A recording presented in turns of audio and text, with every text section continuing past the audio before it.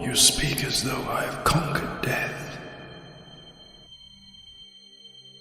I live death every day.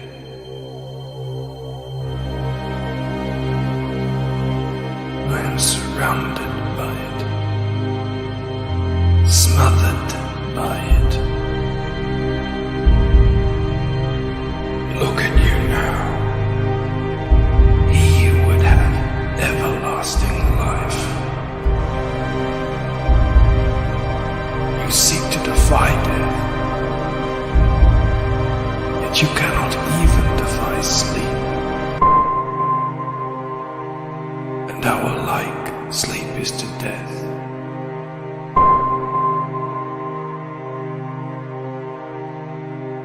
It is a painted death.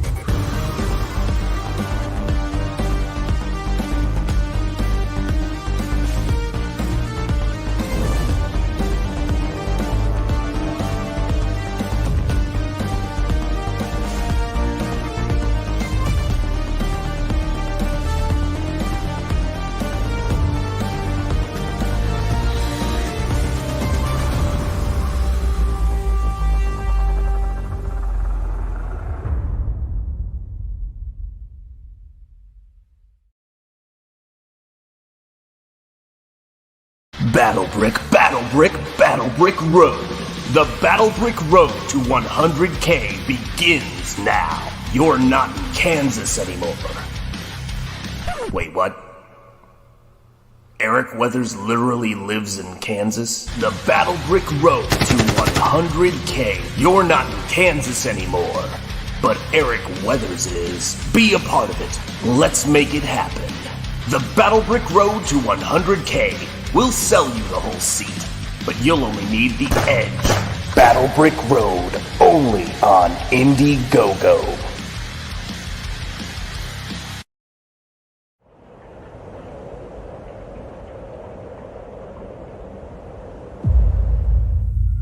Nosfero, does this word not sound like the death bird culling the living dead at dawn? It is the name both ghouls and demons dare not say, for they know it means death for the undead.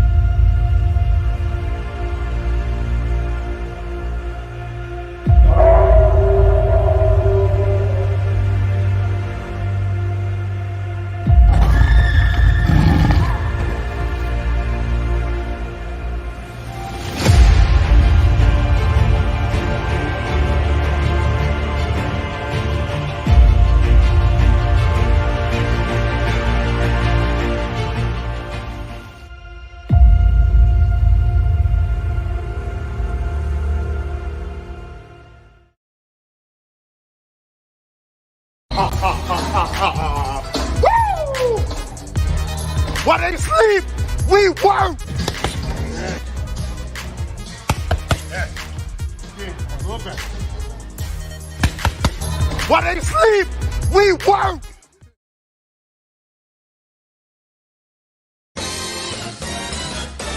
Good morning, come on in. Coffee's good, fresh and hot. There's a waffle in the baker on the grill. We're making bacon. You're always welcome back. Charge!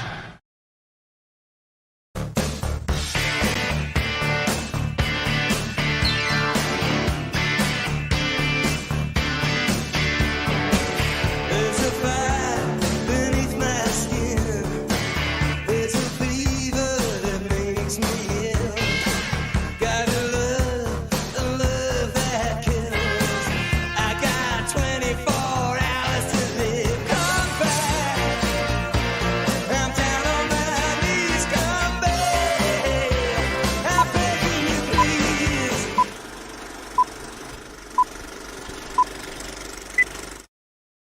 What is up, all of you fine people? Welcome to Shanth and Jetty Art. Welcome to the Waffle Lodge. It is great to see you guys here. I have to tell you this, I'm going to start early today. I'm starting early today with this bit of advice, or this thought that I often give. It's not even a bit of advice. What can I say? It's just something I think very often. I love art so much. I love making art. I love showing artwork off to people and having them see what we're working on here and what you guys are making possible by backing it. And I have to tell you, looking at the most recent pages I've done and all of the work that's been done by, so far on this book, I have to tell you, this is going to be one of the most visually stunning books to come out of Comicsgate. It's going to be mind-blowing, and I'm loving the way it's looking. It's just every page I do, every new bit of this world that I show off, it is it's a very cool, cohesive world that is like if you took every aesthetic that you love from horror, movies of the past and illustration and pulp, and just dialed it all up to 11 and sort of weaved a story out of it. And it's going to be so great. And I'm loving it, guys. Let's see who we've got here in the chat, though. That's even more important. D-Wag is up first. Absolutely, D-Wag. I tip my hat to you, my friend. Much love, brother. And let's see who else. We've got Leg Kick One. Hail to you, my friend. I hope you are having a great Sunday now, but it was Saturday evening, depending on where you're at. Here it's Sunday. What is up, Mr. Monkey Boy 1969? It's great to see you. Tip of the hat, my friend. Tip of the hat. American Comics Company is here. You're always in good company when American Comics Company is here. Thank you for being here, and it's a pleasure to have you here. Bretsky the Great is indeed great. Salute to the chat. Salute, artist extraordinaire Shanth. I tip my hat to you, my friend. Thank you for being here. Charlie Stevenson, what is up? Hello to you, my friend. I'm glad you are here, and I hope you're having a great Saturday night or Sunday very early morning, depending on where you are. We will make sure that we have your plate out to you as soon as we can, my friend. Let's see who else we got. James Hayes. Great to see you, James Hayes. Hello, Shanth. Any friends or any friends joining you? And all the fine frequenting the chat. That's absolutely fine. Folks frequenting the chat. I hope that you're having a great night. I hope that you're having a great night because you always have the best comments to start off the evening with positivity, and we appreciate it, James. Can't dodge the lodge, Lord Ravener. And I will tell you this, I wish I knew how to quit you, Lord Ravener. But I can't. So the lodge feels the same way. And here we go. Absolutely. It's good to see all of you guys. Yes. Lord Crackhead 33, my brother from another mother, from right over yonder in New England. It is great to see you, my friend. Yeah, everybody saying hello, and a tip of the hat to all of you fine folks. We've got Zach Fernandez here. Zach Fernandez, great to see you, my friend. Hail chat. Hail Shanth and CG. Excellent. Well said. I'm with you on that one. Not in Kansas. Are you saying there's something wrong with Wichita? Not at all, actually. I would love to get out to Kansas and actually get out towards the west, the Midwest, to see some of my Comicsgate brothers. I got a ton of them in that area. A ton. I'm pretty sure. Actually, I'm trying to think of who else there. I think Vaughn might be there. I think Eric. I know Eric's there, obviously, and I know that Clint's in the neighborhood. So yeah, got to see the CG team at some point. So I'll have to go out there. Hey, what's up, SDA? Great to see you, my friend. Tip of the cap to you. The Art and Times of J. Ryan. Socks are just tiny foot pants. Don't wear them. Break the chains. Absolutely. Well, I have to leave my socks on because, I don't have pants on. So here we go. Holy cow, it just jumped big time. Jeremy Burtz, it's great to see you. Hail to you, my friend. SDA really closes out in less than 2 hours. Get fiendish now. That's right. You guys drop that link in the chat. Jeremy Burtz, again, hi, SDA. Everybody saying hello. Get ready to 52K. Holy cow. That is excellent. Yeah, let's do that. Sure, Butts. Oh my gosh. I already bought her book, SDA. I think you guys are like, I'm done. I'm out. I already bought it. D-Wag, indeed. Yeah. Nom nom, bow. Jay, Jeremy Burtz, American Comics saying, always great to see you. Julie Pascal, how are you doing? Tip of the hat. I hope you are doing well. Hail American Comics Company from Jeremy Burtz. Hail Julie. Lots of smiles here from Lord Ravener. A wave from Jordan Horse. I tip my hat to you, my friend. And let's see, we got SDA again and Antoine Dennison, the professor, the astute observer of pop culture and all things good in the Comicsgate world. Welcome. It's great to see you, my friend. All right, guys, let us talk turkey, as they say in Lawrence of Arabia. This is the thing I'm working on right now. This is one of the pages I've been working on for a bit. I've got a couple of pages in rotation now. And this one right here, the fun thing about it, let me just move. This is the fun thing about stream, or what's it called? OBS. The fun thing about OBS is I can move everything around on file. Actually, what am I doing? I'm being a boomer. I can move the camera. But on this page, one of the coolest things that's come about on this page is I've been waiting for some new colors, some new paint to come in. And one of the big things about the work I do is that I use certain colors that allow me to get certain kinds of gradients and to maintain a certain look in this work. And that's right, absolutely. Now I'm thinking about turkey. It's one of those things. What are you gonna do? But now that I've been, gotten these paints in, it is making everything a lot more fluid, and I can kind of make those detailed ink lines that I'm always wanting to make come together just a little bit more extreme. And it's been coming on great. And then also with the panels, I want to have those lines. There we go. I want to have those lines break up in the panels as they go down to give this thing a little bit more of an Art Nouveau feel. So I've been going in there and just kind of refining the kind of Art Nouveau panel layouts that we're going to have to give this piece this kind of sweeping, swirling, quality to it, to where when you're reading this book, you feel like you're getting pulled into this kind of magical haunted house, universal horror movie. If it was, a heavy dollop of H.P. Lovecraft poured into it. And that is, yeah, absolutely. Turkey Talk is on the menu all day, folks. That's right. We talk turkey here. That is what we do. And in case anybody's wondering, just as an aside, Lawrence of Arabia, I believe to be the greatest film of all time, hands down. I've thought about it a lot. Didn't say it's my absolute favorite, although I do love that movie. It's not a personal thing. I just think it is one of the most exceptional movies ever made. And I mean, like, for me, it's number one. Like, just from a technical everything standpoint, it's incredible. So when I'm looking at this page, and as I start to put this world together, the important thing is, let me see, I've got vampires, I've got mummies, but the only thing I don't have in this book that's coming down the lane in the series is going to be, an undead, a modern day Prometheus. This right here, I want you guys to start thinking about, just looking at these two character illustrations, what we're getting into with this story. I mean, take a look at this. This is a comic book. This is a Comicsgate book, more importantly.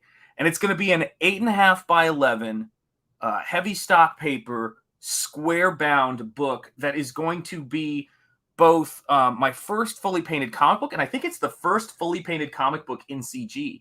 I'm not positive of that, but I think this might be the first full color, fully painted comic book in Comicsgate. I was on a show recently, I think it was John's show, and I said, has anybody else done this yet in Comicsgate? I mean, people have done it in comics, but I don't know. And when I'm looking at this stuff, as it comes together, what I will tell you guys is that this is going to be the book I put out that has the most paintings in it. And that doesn't even count the fact that every page of a comic book has got a couple of paintings to it in a sense, but it works as one cohesive work. And it's going to be the best work I do, period, full stop. I mean, this is what it comes down to right here. This is what we're doing. And I look at this stuff and I just think I just cannot wait for you guys to see this. You know, it's going to be so much fun.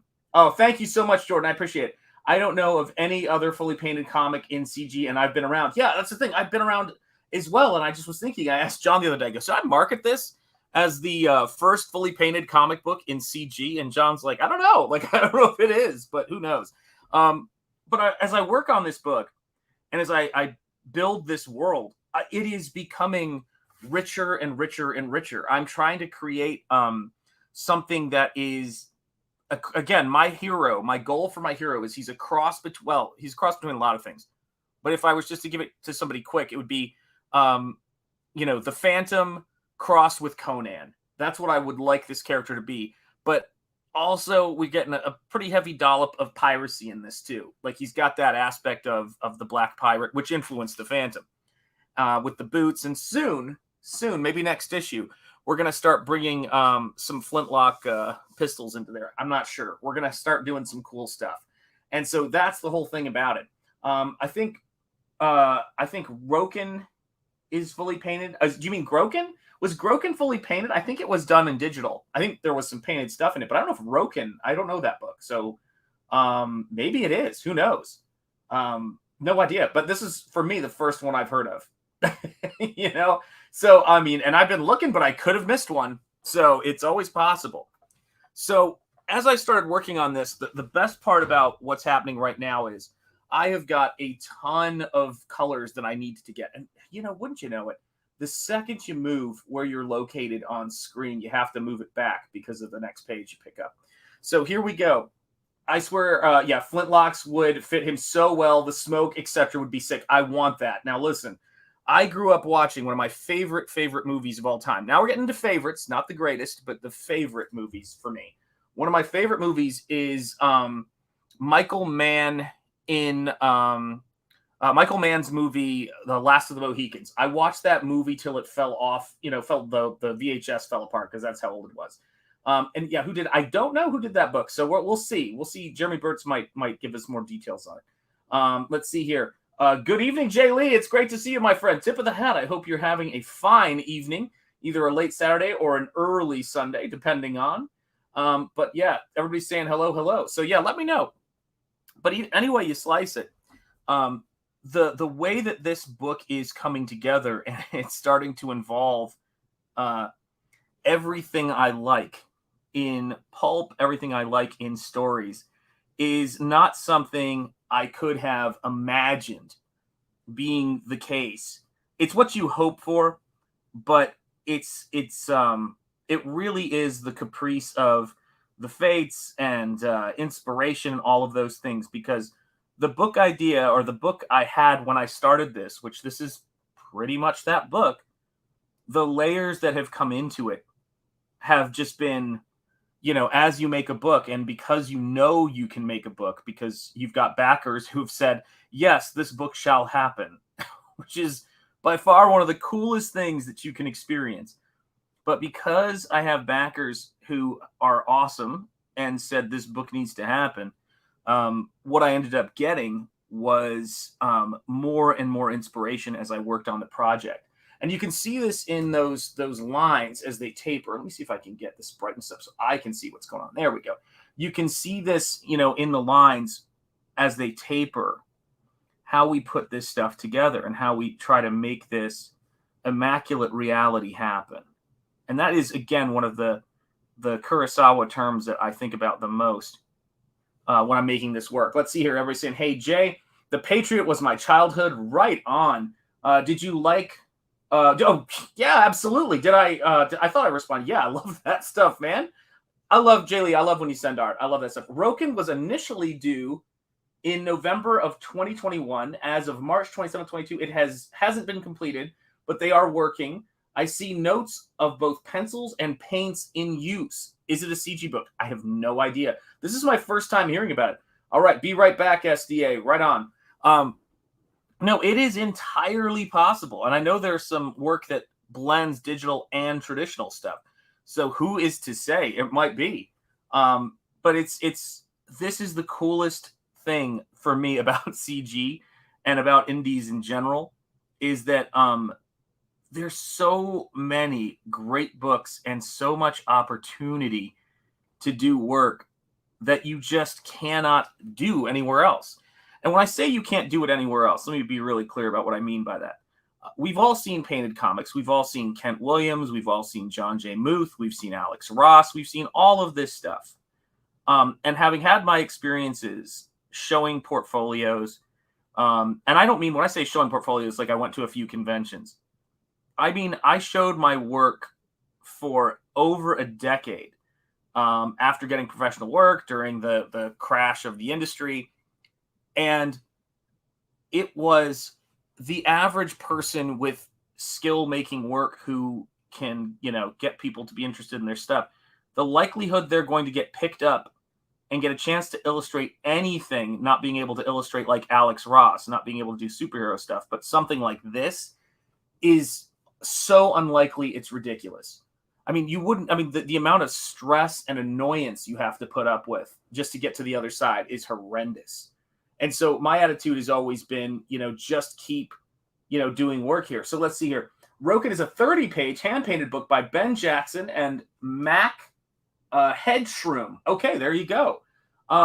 So there you have it. Is it CG? I have no idea, but it's 30 pages. I can relate to that. And so, yeah, that is so cool. I'm glad to know there were more painters. And it's tough to say too, because I actually think of Dan Plagle's stuff as being, even though it's going to be colored, the black and white, stuff that he's doing with Goblin Girl looks like it's a lot of value and it's cool. So I love that kind of stuff. I love seeing that stuff. But I am having the time of my life today, guys, working on this book. So I woke up today. Always a good start, by the way. If you can manage that first bit of just waking up, then you're alive and you can get about the day.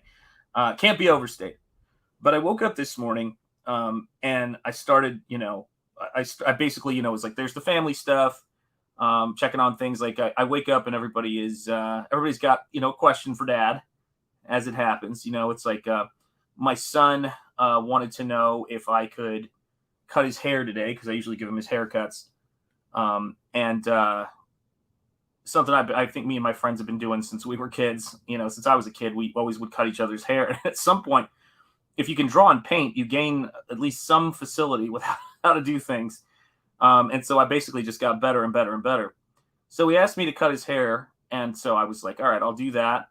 And then I was helping my wife with various things and, all that great stuff. And my daughter is off on the road doing her things, driving and going to all the crazy stuff she's got going on, which is great.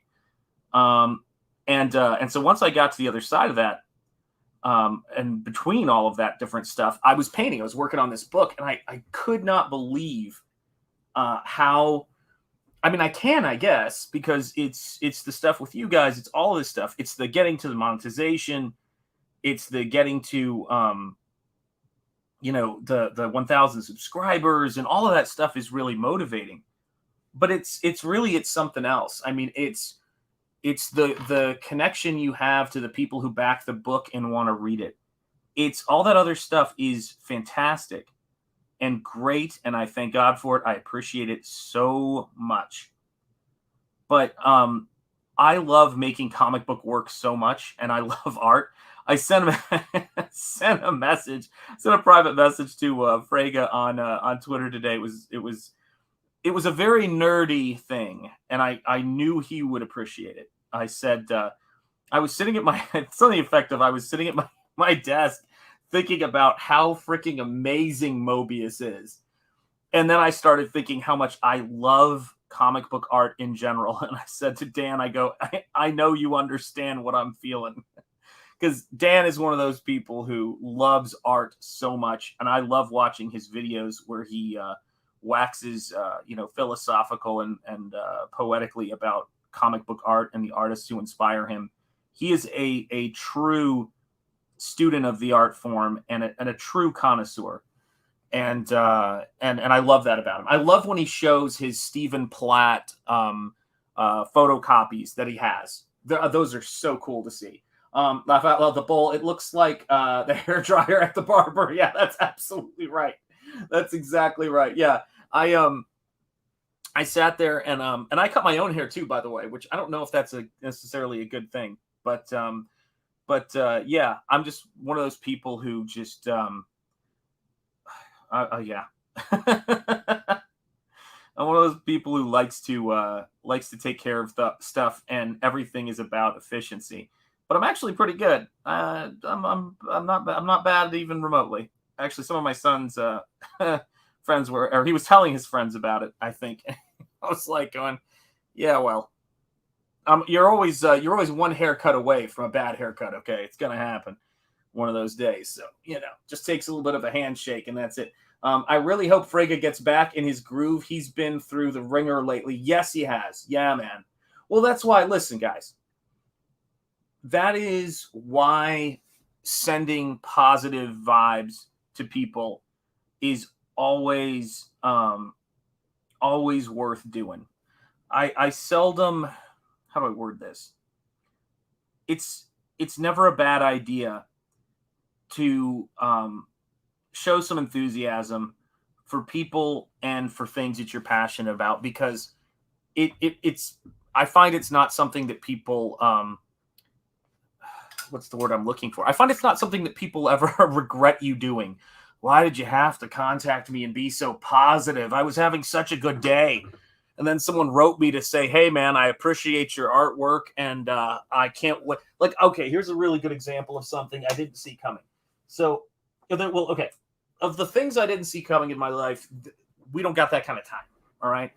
However, one of the things that that happened to me today is I was watching Michael Bancroft's show, because I like to watch his show. And shocker, I was watching, him and Joe, and they were talking. And all of a sudden, they were talking about their favorite Comicsgate thing. So me being me, I was like, oh, cool. I got to see what stuff I have, what stuff I don't have. And let me say something. I'm going to send a message out here. I'm going to send a message out here to Kenneth Rocafort, okay? I don't know how I didn't see it. I think there was too much stuff going on. I missed the painted cover on Groken, and it haunts me. Michael Bancroft got all 3 covers of Groken, but I failed in that regard. And it haunts me that I don't have that painted cover to Groken. It is so good.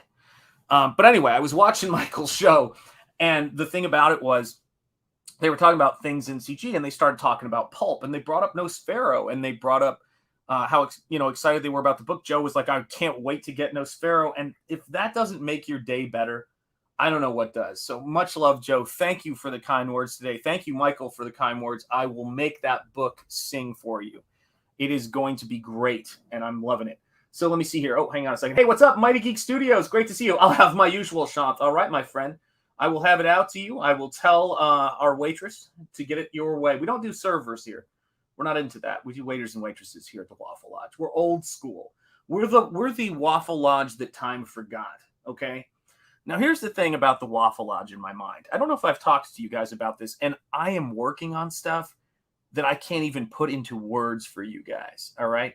I've actually thought, let me know if you guys think this would be interesting. My wife and I were talking. My wife's like, are you sure? And I was like, I don't know. I'm crazy this way. I was thinking of doing an interior, not even thinking, I went pretty far with it, an interior Waffle Lodge. You know those ambient noise things where there's like a thunderstorm?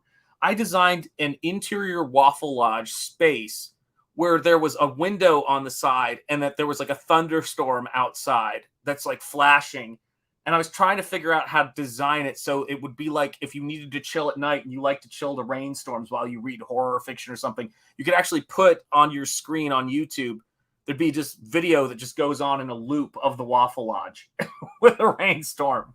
And I just looked at it, I was like, this is crazy. I don't know if anybody wants to see this but me. So dumb. But it's the way I am. It sums me up perfectly. Let me see here. Oh, speaking of vampire comics, I found my autographed copies of Crimson that came out in the 90s. Was that Humberto Ramos who did that? Or Ramos? God, my pronunciations are off today. I was trying to pronounce Kevin Grevious's name today, and it was like it was a train wreck. It was awful. But great stuff. I remember that book when it came out. That was a cliffhanger book, yeah? And so then we've got American Comics Company Prediction delivered the goods. That's right, exactly. That's what it is. Yes, excellent. Good. Mr. T and Judas Priest, indeed. Hey, what's up, OC Steve? How are you doing, man? Waffle Lodge, lo-fi chill sounds. Yeah, absolutely. That was what I was thinking. And so I where the heck is this? Let me see. I wonder if I hope I didn't toss it. I probably did. Because I just yeah, I will bet you money I did. That would be really annoying, but I don't doubt I did. Let's see what we've got here. I don't know. I'll have to see if I can find it at some point because I had so much stuff going on with this for a while. I was trying to solve all these problems with it. I mean, I do stuff, guys, that is you've seen my videos, you know, it's constant. It's like constant, steady work of chipping away at these things. Well, I'll find it for you guys later. But the plan is to do something that would be a cool place for people to hang. Oh my gosh, of course, I check one thing and it jumps. I have the whole run and autographed the first 10 issues from. Oh, that's awesome. I'm so glad he autographed those. That's a great book. I remember when it was coming out. Hail OC Steve, the dying days of YouTube. I doff my cap to you, my friend. Amazing artist and great work. I love it. Jasper Plan 9, great to see you. Ramos will be at Dallas Fan Expo in a few weeks. I used to read Crimson. Oh, that is awesome. Yeah, I love Dallas. I was just there recently. Love it. Great food. Oh, got some good chicken fried steak there. Muddy Geek Studios. In the 90s, there was a comic called Suspira. I think I remember that. By Chaos Comics that was entirely painted. Oh, very cool. I have to check that out. Gosh, Chaos Comics. That takes me back, man. Hi, chat, says Jasper Plan 9, Zach Fernandez, Crimson, Humberto Ramos was some great stuff. Yes, it was. Gosh, I need to learn how to read. Jasper Plan 9, hi, Shelf. Tip of the hat, my friend. Congrats on 1K. Thank you so much, OC Steve. I bow to you. Thank you. You guys have been helping me a ton, getting the word out and being so positive. I know, Jay Lee, I know we got to get together next time I'm out there, but it was kind of you know, I think I mentioned it on stream. It was a pretty, the missus really needed me. It was a pretty intense trip. Dying Days of YouTube. Hail, Shonthart. Always good to catch you. It's great to catch you too, my friend. I'm glad that you are here. Jeremy Burtz, the Roken guys, were on Bancroft. Zaid Comics. God, what is wrong? Where am I? I'm missing so many things. Hiding in plain sight, I say. The time to inspect the truck will be tuning in, however. Audi. All right, my friend. Take care and inspect that truck. Oh yes, Chaos Comics got some great stories of Stephen Hughes. Wow, very cool. Yeah. Oh, sorry. Let me read that with correct pronunciation. Oh yes, Chaos Comics got some great stories of Stephen Hughes. Excellent. So let's see here. And then Broken Compass Comics. Hail chat after lettering pages for Magnificent Bastards pages all night. It's nice to watch the best painting and CG talk around. Gingers be drinking. Hail to you and a tip of the hat. Thank you for the kind words. But yeah, so I wanted to create this sort of ambient kind of place because I know a lot of us like to read comics. And so I've been, you don't say, Sean, but a lot of us like to read comics, and it's hard to read comics during streams, and sometimes you just kind of want to chill out and see what's happening on YouTube. So I started thinking about this, this diner in the middle of nowhere, much like the one in the Twilight Zone episode, Will the Real Martian Please Stand Up? And that got me thinking, and I started working on this thing. And at a certain point, I'm sure I have some of the files somewhere, but I kind of had to scrap it because I was just like, okay, I got to take a break off of this. This is getting out of hand. And but it was really, really fun, and I'm looking to do something with it. So stay tuned to this channel, and you will be seeing some cool stuff soon, I promise. Because I just think there's so much we can do with YouTube. There's so much stuff. Oh, thank you so much. I appreciate this. Are you going to have this book hand-lettered? I'm not sure what I'm doing with this book yet. I have hand-lettered a book before, and that was Spring Ball, so we'll see where it goes. Let me see here. But we'll see how it goes. The bigger question I've been asking myself is, will I at some point do a version of this book with no words on it so people can just see the artwork? That's something I've been giving some serious consideration to. doing that. I don't know when I'm going to do that or how I'm going to do that, but I know there are some people who would be interested in that, so we're just going to see. We're going to see where that goes, if that's something I can explore at some point, because I've heard a lot of people say they want to just see if they can, at some point they'd like to get a version of this with art, but that depends on how well the actual, book itself does.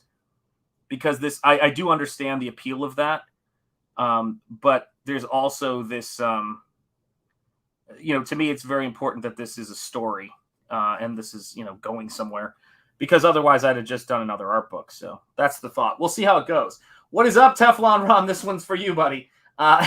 Mainstream has an intense hatred for gingers. Yeah, it's weird, isn't it? OC Steve, ambient Waffle Lodge sounds to fall asleep. That's exactly what it is. So here you go. Jaylee, best story ever. Denny's, myself, Kelsey Shannon, Stephen Hughes, and Brian Polito. Tip of the hat to the man. Just had to be there for it. Fun as hell. And aren't those the stories that make Comicsgate and comics in general such a great place to be? I think so. Yes, indeed. Hail Teflon Ron. I've thought about making a 24-hour chill music stream channel as another side hustle. I'm still researching how. Yeah, guys, I will tell you this. I don't know what to tell you guys. I love stuff like that. I do. On Halloween, every time Halloween rolls around, certain times of night, I like to take. We have a lot of interior and exterior Halloween decorations, and I love to put on those like Halloween ambient streams. And I'm always looking for a really good, these guys are amazing. They do these 3D models and have all the like rain falling and pumpkins and stuff. And I always want the ones that are that perfect blend of realism and fantasy. And I just started thinking, with all the video editing stuff I know how to do, and with just simple 2-dimensional overlays, like, let me see if I can show you guys. Hold on a second here. I know I can figure out a way to share this. One sec. Where is... Oh my goodness. Let me see if I can figure this out. Is that in Photoshop or is that a JPEG? Oh, it's a PNG. All the better.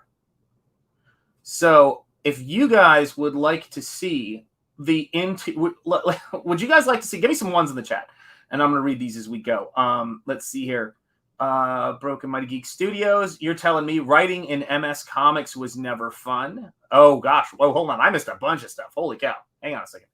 I've thought about making a 24-hour chill music stream. Got that one. Oh, here you go. Oh, good evening. Sorry I'm late. Oh, my friend, I'm glad you are here. Whenever Stephen Rockwood is here, he's always on time. He brings the party.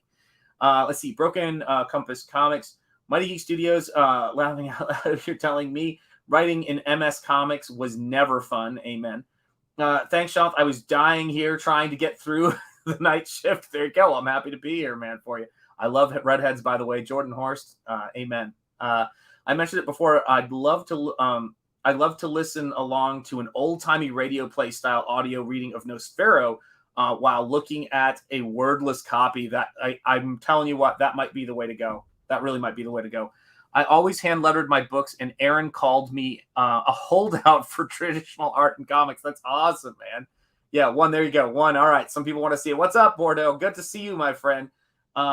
Old-timey radio with CG commercials would be great. Guys, I wish I had more hours in the day, and believe me, I think about all this stuff. But give me some ones in the chat if you guys want to see the interior of the Waffle Lodge, the sketch of it so far, the photo bash of it, and I will show you what that looks like. So right now I've got my Egypt panel, and at first I was looking at, researching various images, trying to get a sense of how this would look if this was the Great Pyramids. And slowly over time, I started looking at the angles I could get. And I thought, I need to do something that is my own, because I want to be able to break more rules. And for example, like little things like where the moon comes up over the pyramids versus where the Nile is wasn't working for me. So I wanted to kind of play around with a kind of fantasy, ancient Egypt. Because there's certain things I want to try to do. So we'll see. I don't want this book to be realistic beyond pulp. So that's kind of the whole thing for it. So it's interesting. It's like, it's hard to describe how my process works. Oh, okay. Wow. All right. We got some ones there in the chat. So here you go, guys. So this is very rough because it's an overlay. So there'd be other stuff here. But let me see if I can show this to you guys. Hang on a second here. Nope, I didn't want to open Photoshop, but that just happened. Let's see here. Share. Share screen. Window here. Share. And then I'm going to go. I will deal with that later. All right, so add to stream. So this right here is an interior look at the Waffle Lodge at night with the sign outside. And this is an overlay that I put over a rainstorm out the window, including lightning strikes and things like that that light up subtly, not to give one seizures, but little lightning strikes to make it work. And so I think about all of this stuff, and I've got to knock some of the values back on that. But you can see right there, someone was reading Nosfero and sitting there. And I've thought about all sorts of things. You've even got the tiles on the floor for the Waffle Lodge, which is how they were. Had to do some photo bashing here to get these chairs lined up by the window because there were chairs here, but there were a couple of other things I may change. But my whole idea with this was of what kinds of things I could do that could be interesting on a loop for different holidays, for all kinds of things. You can see Buy Comics up there on the wall. Of course, we've got Buy Comics there. And we've got the live from the Waffle Lodge, and this is the diner view. So there is much, much more to do to make this place look like the ultimate place to go and grab waffles. There's the Shanthan Jetty art logo as you come in the door. I decorated it with the tile pattern that we associate with this stream. And that's what we do, guys, here. We try to make this as immersive and fun as we possibly can, because I think that's what it should be. I think it should be a fun, immersive place. And what happens outside of that window, I don't know. But I want to see what we can put out there. Do you know what I'm saying? And yeah, Dying Days of YouTube, I know you could do some cool stuff with it. I don't even doubt it, man. But I just sort of was thinking about, we're free here. We're free to do any creative endeavor that we want to do. So the thing we have to ask ourselves is what would be fun, what could be interesting for the audience. And the thing that I thought about is, and the day when I deleted the first pass of it, because I was like, I feel like I'm going down a rabbit hole, My wife came in almost, a second or two after, she came in and she's like, I don't know, maybe you should try this or try that. And I was like, she thinks this is crazy. And so she heads out. And so then I just scrapped it. And the next day she comes and she's talking to me. She goes, hey, have you finished that looping video? And I for the thing, and I was like, oh no, I just trashed it. I felt like I was going down a rabbit hole. And she's like, oh my God, I loved that. It's like, gosh, you know how it is. It's like, so anyway, but I mean, it's not hard for me to fix. I didn't throw out everything, but that's what it is. Let me see here. Yeah, I could see Laura. You're absolutely get it. I could see Laura Palmer there sitting reading that book. You guys get it. Yeah. You could do decorations in the diner for Christmas, Halloween. You guys get it. And hail Dying Days YouTube. Now I want 3 waffles with everything, a side of bacon and eggs, black coffee. This is like watching the Food Channel. Guys, I'm telling you what. Let's do this. What if we did this on this channel, okay? So this channel has been monetized, as you guys know. All that stuff is there. It's a lot of work. It's not a lot of work. How do I rephrase that? It's a lot of, this is the dyslexia thing. I say a lot of things backwards sometimes.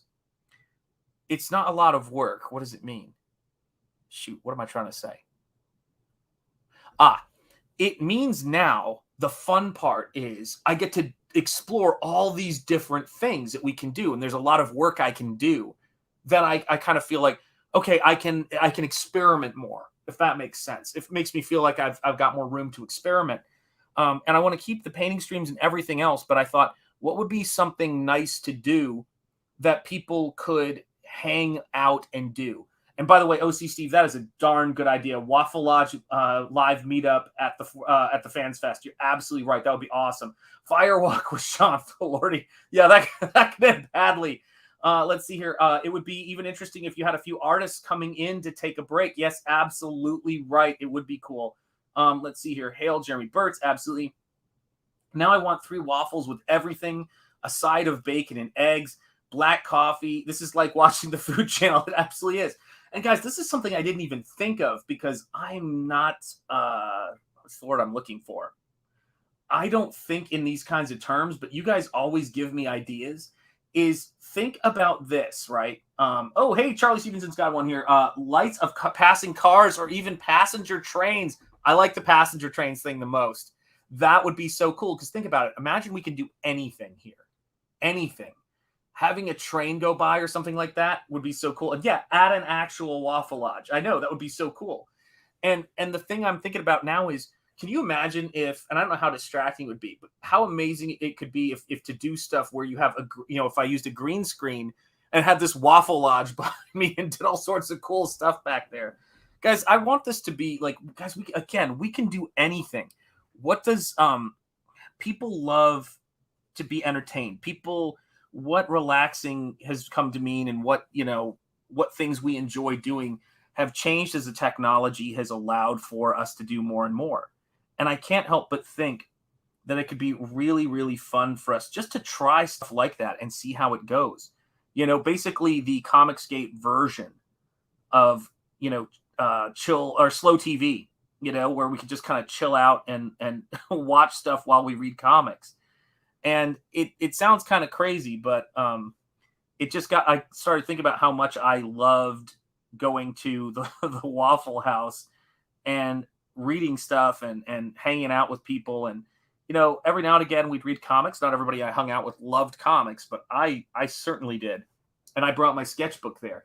Think about being, for the writers in the chat, you know who you are, how cool it is to be able to like go to your favorite coffee house or favorite place to write, even if it's assuming it's not your home. I know a lot of people like to do their work at home, but it is just the possibilities are endless.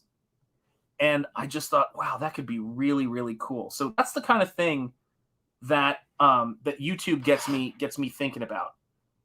Being here with you guys gets me thinking about what are the fun things we can do. I mean, shoot, I'm assuming that some of you guys have seen the video that I did for the video jingle that I did for Clint Stoker. Did you guys see that? The dirty soda one. It was on his latest video, man. It's ridiculous. Clint's a sport, though. He let me do it. But yeah, like stuff like that. You guys have seen that video, right? The dirty soda crazy intro video I did for Clint. Yeah, thanks, Broken Compass Comics. Yeah, it was hilarious, man. But these are things that we do so that we can maximize all of the fun places that we can go throughout the day, for streams. Like I want people to be able to say, gosh, I want to check out this stream. Oh, I want to go do this. This is fun. This is exciting. And that's what it was always like for me reading comics as a kid.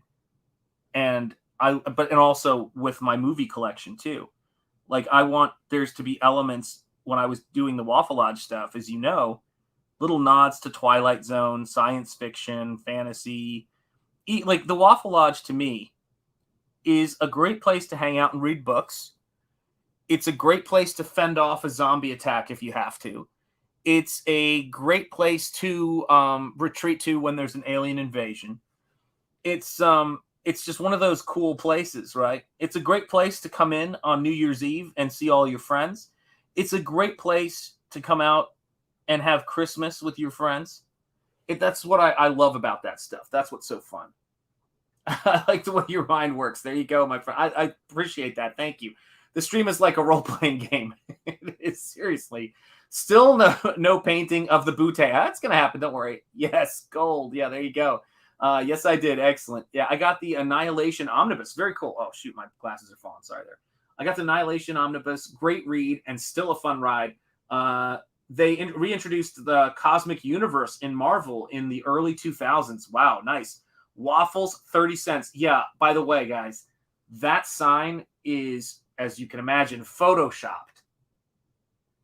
Can anyone guess, and this is from the Twilight Zone show, what was 30 cents on that sign? That'll shock you even more. What was 30 cents on that sign? I saw that and I went, and my wife saw it too. It was funny.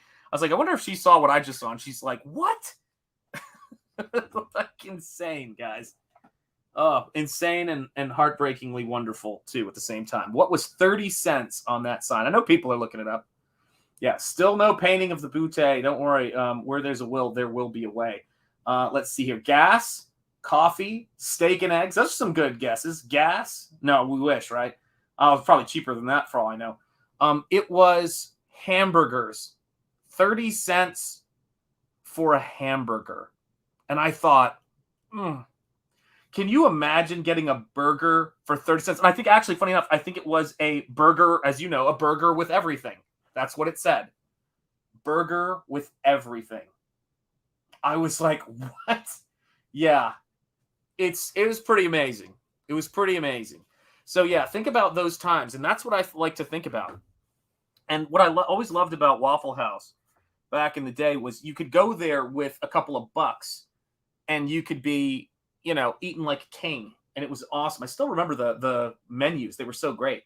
Let me see here. Waffles with everything. I think it's gas. Yeah, but people only made $1 a day back then. You're right. But let's not ruin the illusion. Let's not bring facts into this, Antoine. Where there's a will, there will be an A. You bet. There you go. Yeah. Jordan Hurst. FJB. Gas. The gas prices. There. Yeah, there you go. Cheeseburger and fries. I know. Oh, there you go. See, yeah, guys, think about this for a minute. Oh, gosh. What are we doing? We're going down a dark road again. The food road. That's what it is. That is what it is. We go down this road sometimes, start talking about the foods. Oh, we love the foods. It's good stuff. And I think that, the thing for me about working on this book, let me see if I can get that light in there at an angle where you can see. See, what I'm working on right now, the paper is so light, it throws off the value. So you can't even really see the detail stuff I'm doing right here. So hang on a second. I'm just going to rough this in. A lot of times when I'm painting and I'm not on stream, it's because a lot of the stuff I'll paint is not going to be visible to the camera because of just the angle or the lighting or the way that the paper works. I'm sure there's a way to do it, but it's so hard to get great angles when you're painting so that other people can see it. And that's the thing that I'm always trying to sort out when I'm doing these streams. But, you get better as time goes on. Let me adjust my glasses. Let's see here. Yeah, absolutely. Absolutely SDA.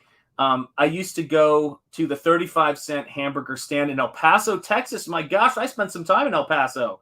No kidding. Yeah, I spent some time. I remember driving over, Trans Mountain Road. And my grandmother, my late grandmother lived on, I think it was Tropicana Lane in El Paso, Texas. So there you go. If you think you have what it takes, then join me for the 24-hour Comics Day Challenge in October. Oh, my goodness. That's intense. McDonald's has signs when they started of hamburgers for 25 cents. And those hamburgers, when they started, looked amazing. Absolutely amazing. Broken Compass Comics. I made tacos tonight. There is leftover tacos in the kitchen. I'm going to eat more tacos. Right on. That's what we do. Sean, did you collect any heavy metal magazines? Yes, I did. I don't have them still, but I do remember them. And like there were the airbrush covers. I don't know if it was Boris. It was somebody else who was doing the covers at that time, but I did have them. Loved heavy metal. Tacos. Indeed. What the hell? I lived on Tropicana Lane. That's right. Stephen Rockwood Drawing has lived everywhere I've lived. We've slowly been zeroing in ever since that barbershop quartet in Skokie, Illinois. It's crazy. Broken Compass. It's a lot of love for tacos. Tacos to me, when people ask us about like what American food is, I'm always like going spaghetti, pizza, hamburgers, tacos. Everything's a staple depending on where you live and it's thought of as American food. One of my favorite foods that's really starting to get take hold here in the States and in more places. It's been places for a long time, but it's not been in more places for a long time. Is ramen. I do love eating good ramen. Traditional ramen with gosh, what do I usually get it with? I think I usually get it with like miso broth, and gosh, now I'm gonna get myself even more hungry. But I usually have it with the miso broth, and it's delicious. I do love it, and it's just great, you know. There we go.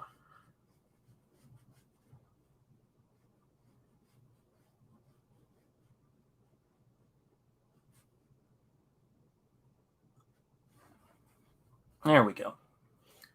Just kind of, you know, I don't have to be as, you know, completely precise, but I do have to make sure when I'm doing the prepping the moon, the area where the moon is going to be glowing at night over Egypt, I have to make sure I leave that space mostly intact, because of course, working with, you know, paint that you can get opaque with, you can afford to go over it. It's not like it's going to be, hang a second here, just the camera. It's not like it's going to be a crisis if you paint over it, but it is what it is. Let me see here. Every guy I know has collected Heavy Metal magazine. There you go. Yes, ramen indeed. Love it. I love ramen indeed. Inspector Clouseau, I would like a hamburger. That's exactly right. There you go, Jordan. Yep. You know, it just occurred to me that the very first person to hear a parrot speak was probably not okay for several days. James Hayes, you're absolutely right. I think that's absolutely so. Ramen, miso, not gonna be a long time. It almost go. I love the chat so much. My very. Oh my god. My favorite noodles are Nissan chow mein. Absolutely. They are so tasty. I typically eat them without any sauce. Very nice. Yeah, you guys get me, man. You guys get me every now and again real good. It's, you know what it is? It's the late night, guys. It's the late night. I'll be working, and you know, the both the cool thing and the interesting thing about what we do here is making comics is a very solitary thing. I'm always, to be honest, I'm always amazed that people want to do it. And I don't mean that in a like, oh, why would you want to do this? It's horrible. It's sort of like, there's a lot of jobs like that. Like, for example, being a freelance concept artist in video games, which I've done a few times, it pays really, really well. But you kind of do it from job to job, right? And it's very much the same thing in mainstream comics. It's the mainstream thing anywhere. Self-publishing and doing independent comics and running your own business is grueling, and I wouldn't say it's exactly the same, but it's things like, you know, just to go to some of the people that we know who have worked things. It's like running a restaurant. It's like doing anything. I mean, it's just beyond, you know, beyond your first thought and your first idea of it. I love reading comics, and I just happen to love making comics. I don't know what it is. It's just, it's a rare breed of person who likes to deal with printers and shipping and story and scripting. And when you want to do all those things, you know, all of them, like in my case, and I've done those things. The first time I ever did that on any serious level was when I was 14. And I wrote, illustrated, lettered, did everything, a comic book. I mean, it was, and I know a lot of other people have. I know Noah has. And you really kind of get a chance to see, and I learned this on my first two art books, who really wants to put something out, you know, like who it's hard, it's grueling, you know. Yes, yeah, 2 live crew, that's exactly right. Let's see, yep, indeed, yeah, and it's intense, man. It's an intense thing to do, to put together comics, write stories, create characters, do all of that stuff, and so many of us love it, you know. Comics creators are control freaks. Yeah, you're absolutely right. And comics creators are into the marathon. They love that. They love that marathon. If you've been watching, you know, Ethan's draw streams lately, which are really cool to see. The thing about them is it's just, you know, he's methodically going through and hatching and building the visuals out and telling his story. It's a marathon. And, you know, when you've been doing anything, whether it's learning how to get better at being an artist or a writer for that amount of time, you've got to love it. Everything is going to be hard. everything worth doing is going to be hard. I always said that, like it's the thing about like having kids. People talk about the idea of like having a baby. Oh, we should have a baby. Actually, I don't know if they do that anymore these days, but people talk about that concept. And what you're really doing is you're having, a future adult, and you got to be ready for it, and you've got to love your kids, and you've got to, be into that game at every single stage. And the same thing goes with comics. There's the initial idea, which is always thrilling. There's the idea of making money on it, which is necessary and I'm sure can be thrilling on a lot of levels. But if you're not passionate about the actual work of doing it, once the baby stops looking cute, once you're 500 diapers deep, where are you? And if you love it then, that's when you know it's for you. And for me, it's just for me. I love it. I wish I could quit it, but I can't. It's strange when you say that you make comics. Most non-comics fans look at you like you have lost your mind. Yeah, rightfully so, by the way. Rightfully so. This is going to sound ridiculous to some of you. Gabe understands what I mean because he'd be like, oh my gosh, you guys were so much older. But my wife and I have been married for almost 23 years. And we got married, interestingly enough. I just realized this. Wow, that's crazy. We got married when we were 23. So we'll soon have been married as long as we were alive when we got married. Okay.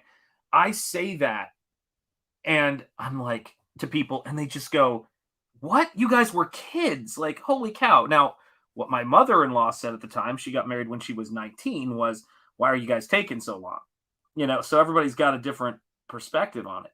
But of course, my father-in-law was way older than that. But the thing about it is that when it comes to all of this different stuff, when people say they want to get married and be with the same person for the rest of their life, which was kind of my whole thing about it, I do think that it is increasingly too to some people it's a very bizarre thing because it's a lot of work. If you want to do it, you got to really want to do that thing.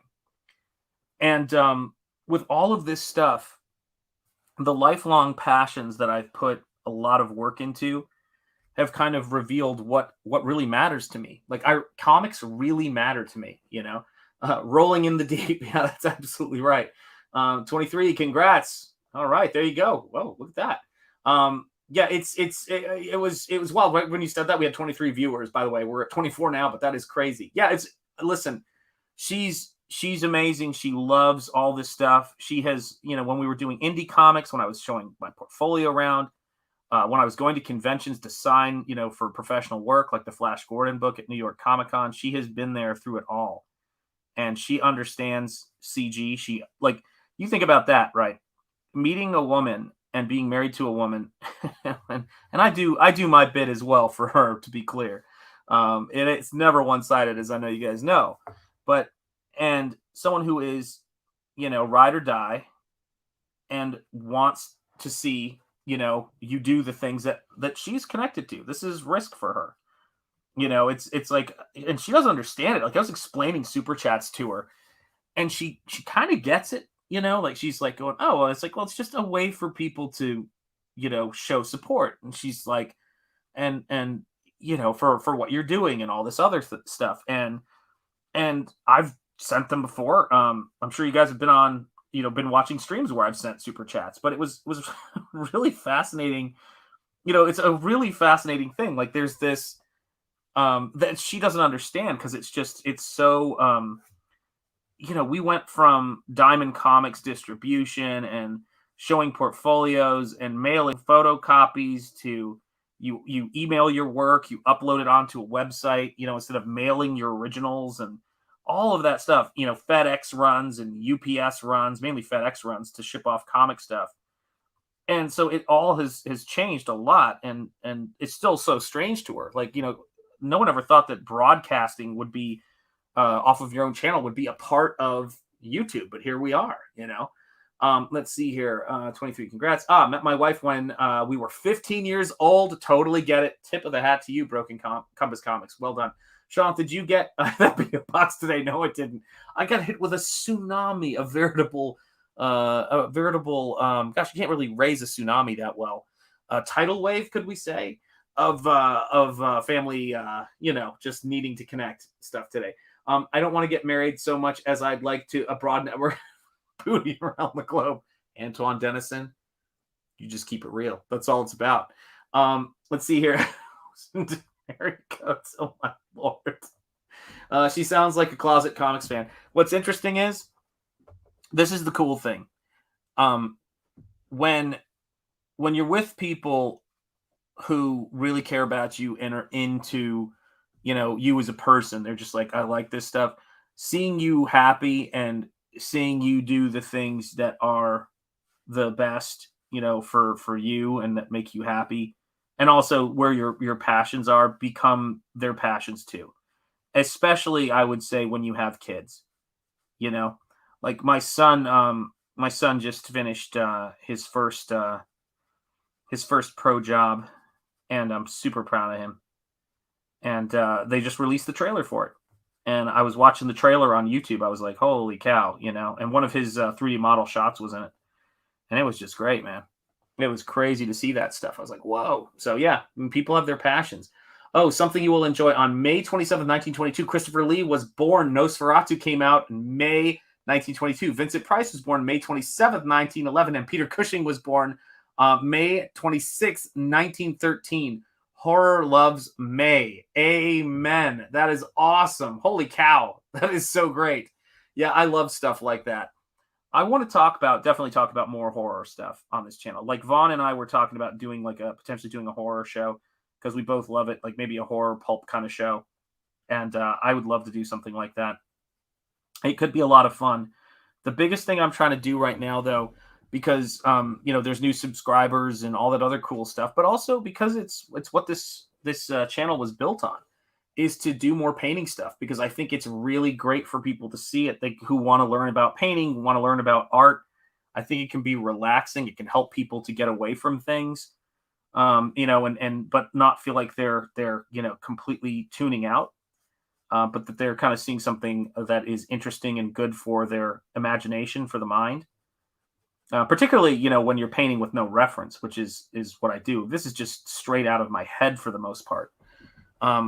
And that's the thing I love about it, just building up those edges. You can start to see the silhouette of that first pyramid right there. Let me see here. Oh, wow. 155 days to Halloween. That's right. And I love Halloween, people. I have so many werewolf masks. You guys have no idea. So my favorite Halloween masks of all time, outside of the first one I got when I was a kid, which was a Don Post Wolfman mask that I loved as a kid. Like, I wanted to have this thing forever, but I lost it not long ago. Actually not long ago, very long ago. Dyslexia is a hoot, isn't it? They finally released, Trick or Treat Studios finally released a Lon Chaney's Wolfman mask that has the likeness of Lon Chaney, even has the eyes in it. And I also got, because one of our favorite movies to watch in Halloween, it's certainly mine. I think the kids humor me now and watch it with me. But God bless them for that, is Abbott and Costello Meet Frankenstein and the Wolfman. So I got the Glenn Strange Frankenstein mask, even though I love the Boris Karloff Frankenstein. That's my favorite. I have a special place in my heart that makes me think of my kids when I see Glenn Strange's Frankenstein, especially when I think about Lou Costello sitting in his lap. It's always too funny. All copies of Nosferatu were supposed to have been destroyed, also by order of Bram Stoker's widow. That's right. And it's a miracle it survived, much like Metropolis, too, when you think about it. I'm always going to feel bad for poor Bela Lugosi. Yeah, he got attacked by more crazy old women with pocketbooks, could not separate him from his film roles than any other actor. Yeah, and also, what's the word I'm looking for? James Cagney, after Public Enemy, got all these letters from women wanting to save his soul from a life of crime because they believed it so much that he was this actual gangster. It is really funny. Donnie Post. Yeah, not Donnie Post. Don Post. I got you. Donnie Post. You're on live now. That's right. SDA's having a think. So yeah, I love that stuff. And if I'm really honest, there's two action figures that if they make, two figures certainly that if they make, I would love to get Abbott and Costello from that movie. I also love Abbott and Costello Meet the Mummy too, though. Gotta be honest. I would love the Mummy of Clarice to be made as a mask. I wonder, has anyone ever asked William Shatner how he feels about the mask of his face being the iconic look of a film serial slasher Michael Myers? I'm sure somebody has. I'm sure somebody has. It is such a... You know what's so funny is I know that it's William Shatner's, mask or whatever, and it's whatever unpainted, but it's so become its own entity. It's incredible. It really is, Yeah, absolutely. Abbott and Costello were some of my favorites growing up. Actually, a bit more than the Three Stooges. Yeah, for me, they're hands down. They're my favorites. That's the way it is.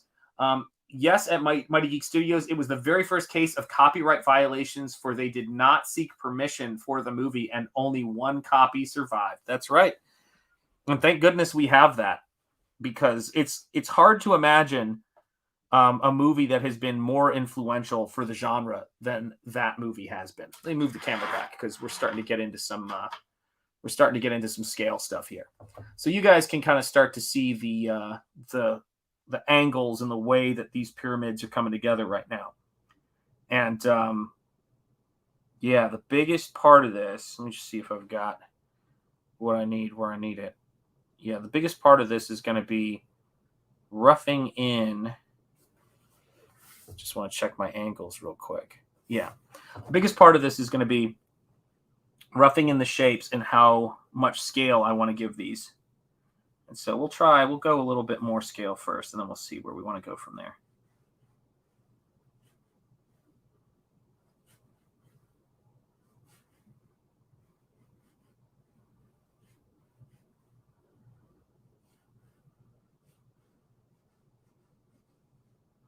There we are. And that's the thing for me when I'm painting, is I want it to be something that is meditative for people to watch. It may not feel particularly meditative to me sometimes when I'm doing it, but I have to say, more often than not, it is. I mean, the biggest trick is when you're doing a CG book. The biggest trick is you've got. I'm going to say what comes into my mind, because believe me, it is while it may be tough to talk and paint, I will tell you this: it's tougher to lie and paint. It's not easy to do. So unfortunately, you're going to get some cheesy stuff out of me, because that is sort of my default setting. I like to, as my wife will tell you, I can be crass. I can do some absolutely excellent, I can do some sick burns, man. But for the most part, the only things I really like to do is, I really try to do and inspires me, is to be positive. But when you're making books for such an amazing group of people like Comicsgate, you want it to be great. You want it to be something that's awesome. And that's what I'm always shooting for with this stuff. Hang on a second. I'm going to blow my nose. Sorry.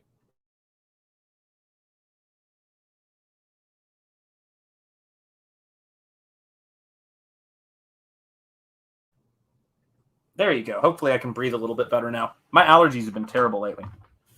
But that's the thing about Comicsgate. I love the idea of doing a book that, can be amongst all of the other great books that we have. It's the part of it that makes it so thrilling and so fun. And so when you see me working on this stuff, I'm like, okay, what do I want to do? What's the world? There's got to be architecture. There's got to be all of those things, happening. Here we go. One of these days, you're going to have to invite her to the lodge. That's absolutely right. Let's see here. Yep. Yeah, I mean, it's the way it is. Sometimes you got to invite them to the lodge. You got to. Here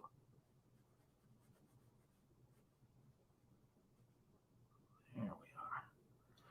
And as you can see, I'm not worried about having perfect edges, because this is the weird thing about my stuff. When people talk about planning out their work and having things solved, which I know not everybody does. I mean, Ethan just goes for it, man, when you watch him, and I can relate to that on a lot of levels. I have a basic idea of what I'm doing, but if you try to control the paint and you make it too filled in, it's obvious to everybody. You might do some perfect stuff, but it might also be some lifeless stuff. And you got to make sure that you're bringing that energy to it that makes it, interesting and compelling. And that's really what the job is here when I'm working on this stuff, is to make sure I make this as compelling and interesting as I possibly can.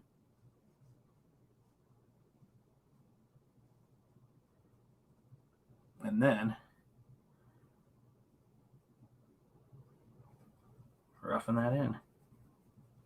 And like I said, because this is an opaque media that I can go, and so is gouache for that matter, but because it allows for that opacity, I don't have to leave these spaces, but I just sort of feel as though it helps me to see the composition better than if I were to work with a toned ground. Sometimes I like to work with a toned ground, but in this case, it's I need to see the silhouettes. This is very much a holdover from my pen and ink and love of drawing comics and making comics in that way early on. Is that you put in those dark areas and it helps you to see where you're going to render. I still have a little of that in me. Let's see here. Let's see here. Whoa, everybody's popping in here.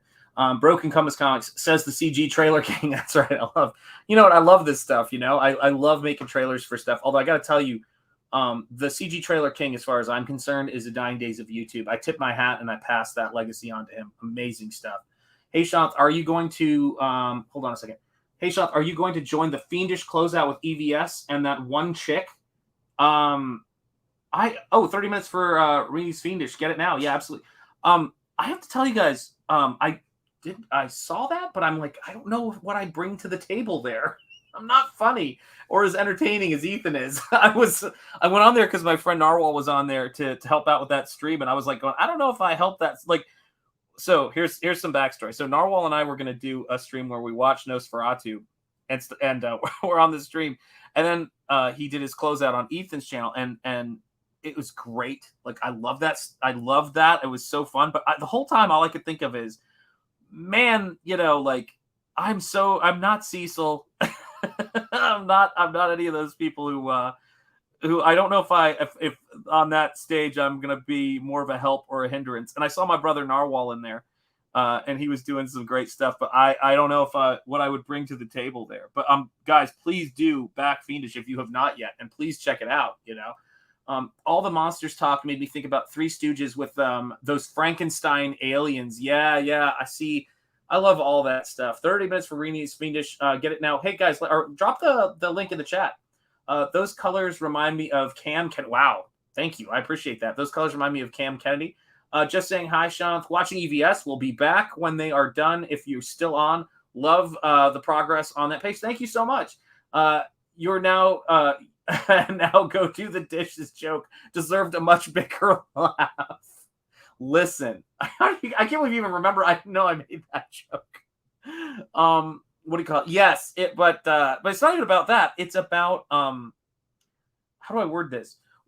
I love Ethan shows, and for me the biggest thing I think about whenever I see it is when people are doing closeout streams is I want it to be as successful for them as it can possibly be.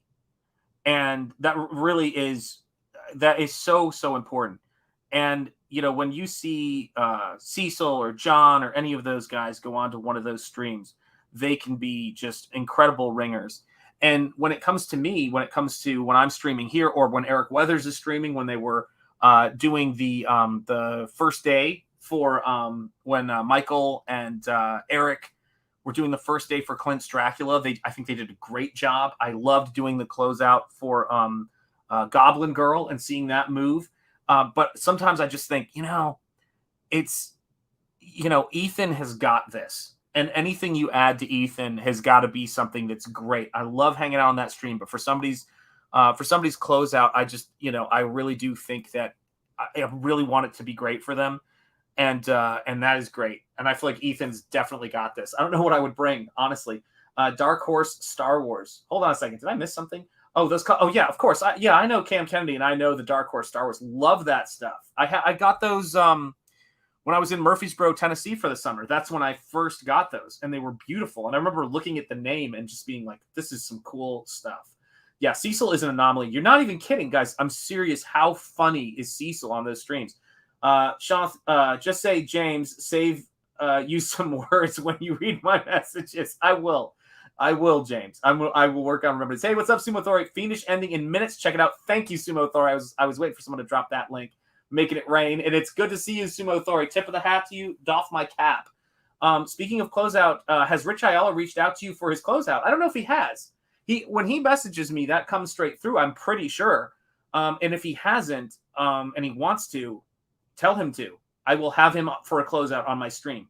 And that's if Ethan doesn't have him on for a closeout, which Ethan might do, or if he wants to do several closeouts that day, I will absolutely have him on for a closeout. So yeah, I mean, my attitude is go to the biggest channel you can get. If that channel doesn't work, second biggest, do all that stuff. And if you want to do all of them, but I would be happy to host him on my channel for the closeout of Roach Balls. No doubt at all. It'd be great. We have 43 days left on our first official CG campaign at the moment. Any advice to make it a huge success? Respect your opinion. Oh gosh, let me think about it and look at it. James, I'll have to take a look. But the biggest thing I would say is, for me, just as an aside, gosh, what advice would I give? That is really great advice. Or that's a really great question for advice. God, my dyslexia is annoying. Be incredibly positive, grateful, and say thank you a lot, and thank people for what you've accomplished so far. And that to me is, I know I say that all the time, but the gratitude thing is so big. It's so important. Roach balls, indeed. Yeah. And so I'm going to brainstorm on that. It occurred to me that if you see a toilet in your dream, it's really a bad idea to use it. Yes, that's very true, James. Okay, Fiendish 154. What does that mean? Fiendish 154 to... okay. So it's $154 to 53K. Am I correct, Jeremy Burtz? Is that what it is? Okay. Cam Kennedy used too much purple and green for my taste. Almost feel like it was mixed up a big batch of those two and didn't want to waste it. There you go. Yeah. Oh, gosh, it just jumped. Randy's Fiendish is 5207. Oh, wow, cool. Sorry, I saw a 776, and I thought if it was 51776, it would end in the founding of our country. 1,333 backers. My goodness. SDA says, Roach balls! There you go. I told DM him you could still have Ayala on earlier. Okay, there you go. On closeout day or before. Yeah, happy to. He's a Rhode Islander. I'm down. Any advice on how to get people to stream with you? My art is amazing, but by... My art is amazing, but by... Okay, I got to get the rest of that sentence because I feel like there was more. Sumo Thori, watching from my iPad instead of my laptop, so I've been neglecting my wrenchy duties. No worries. Sumo Thori, no worries. Please. Gratitude. I'm grateful for everything. Apologies, Sean. No need. Jay Sailor, tell that to Amber Heard. Oh, James, you just kill me with that. Yep. Yeah. All right. So hold on a second. Yep. Wait, where does it go? Phoenix. Yes. Okay, good. Just making sure I'm just reading that right. Antoine Dennison, James, I suggest you spread the word to as many people and places as possible. What's the name of the project? That is a very good move right there. James, I am not talking to her. I have standards. Laporta continued, I'm finding it difficult to get anyone to stream with. Let me start with this one. This is a big one. So everything I'm doing right now is straight up 100% the mail-in method. Okay?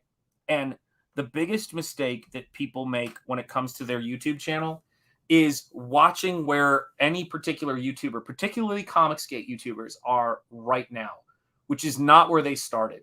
There are Comicsgate YouTubers whose faces you know very well. I think John Malin said he didn't ever put his face on camera for the longest time. All of these people who they had to learn. So if you look at my YouTube channel and you go back, heaven forbid, I've had a YouTube channel and been posting content on it for 3 years now. A lot of you guys are just hearing about me now, or in the last 6 months or the last year. Some of you guys have heard about me before, but didn't know I had a YouTube channel. It takes time to get started, and you never get over the nerves or not being good at talking until you just get a lot of it under your belt. So what I would say to do is draw and paint and practice and watch other people, and maybe you can learn something from them. But ultimately, it's about figuring out your own stuff or how do I word it? Figuring out how you want to approach stuff and what you're good at. That's the biggest thing I would say. I'm lucky I didn't know what I was doing in that sense. There were YouTubers I really liked to watch, but none of their stuff was applicable to my stuff. So I just went, okay, I'm going to paint and draw. And that's and I'm going to talk like I do off the cuff. I have no plan when I start. which is not generally a good idea. But I say, all right, we're going to paint. That's it. Click, go. And I'll see who shows up. And here's the other great thing. I had a long time of streaming where there was maybe one person in the stream, maybe two people in the stream, and very often nobody in the stream. So I got used to talking with not only no one in the stream with me, but no one watching the stream. And that takes a lot of just getting past that, being alone and having those conversations. And oftentimes, I think if you're an artist and you're painting, just talking about what you're doing is really big. SDA, indeed. Yes. Antoine Dennison, Magnificent Bastards, #1. There you go. On Indiegogo, says James. We've been spreading the word as much as possible. Very cool. Jonathan Jetty is working on it, but thank you, Stephen Rockwood. Beautifully painted comic called Nosfero the Crypt Walker. Check it out. Thank you so much. Pete Cimetti is where I was when I was on his channel on the Monday open mic when I got over 5,000, which was my minimum, which is great. Get on Pete Cimetti and Don Chin's spotlight shows. Oh gosh, of course. Pete Cimetti's open mic Mondays. Go there, be ready to rock, have your campaign pulled up, and just go. That is the key. James Hayes, one of the biggest ways to people get known and link up to stream is simply by participating in various existing chats around CG, make friends, introduce yourself. And I would also add, when people see you working, they want to, that they're much more motivated. It's when people don't see you live streaming and doing all this stuff, they think, you just want me to do it for you. I think that was what I got from John Malin, talked about that a lot. He goes, start a channel and start streaming. And it's not start a channel, start streaming, do a couple of shows, and then see if you can jump on things. But you can do both at the same time. Have a show, create video content, put stuff out there, and then participate in the chat. It's doing it all. It's doing every single bit of it. And that's the crazy part of it. Oh, gosh, it just jumped again. Teflon Ron, give him the same advice John Malin gave you, Sean. Absolutely right. That is what I do. Seriously, go to John. Oh, I'll make it even easier for you. Actually, I think it's on there, but I could be wrong. John Malin did an interview with Pete Cimetti, Best of Both Worlds, on Alterna, where he talked about all of this stuff. And I have a clip of it on my channel. When Shanth is talking alone, other voices in his head are always listening. That's exactly right. Everybody's competing for the light. What is up, the Replicator? Rob, my brother from another mother. I love this dude, guys. Go subscribe to Rob's channel right now. If you are not subscribed to Rob's channel, if there's one person in this chat who is not subscribed to Rob's channel, go subscribe to it now. Rob, can you put a link to your channel in the chat, please?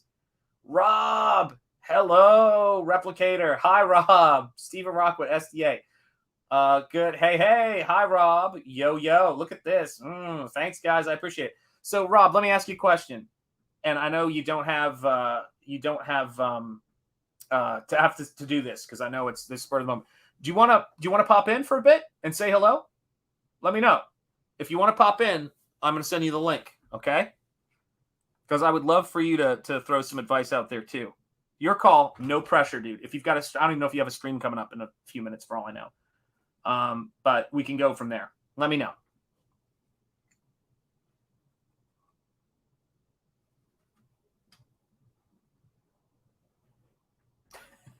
We'll see. Rob's like, no.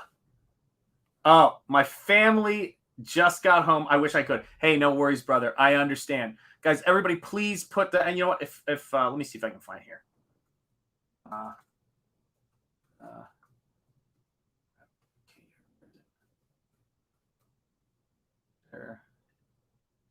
There is a link to his channel.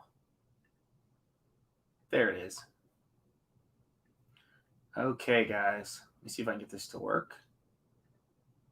Why is it not working? No, hang on.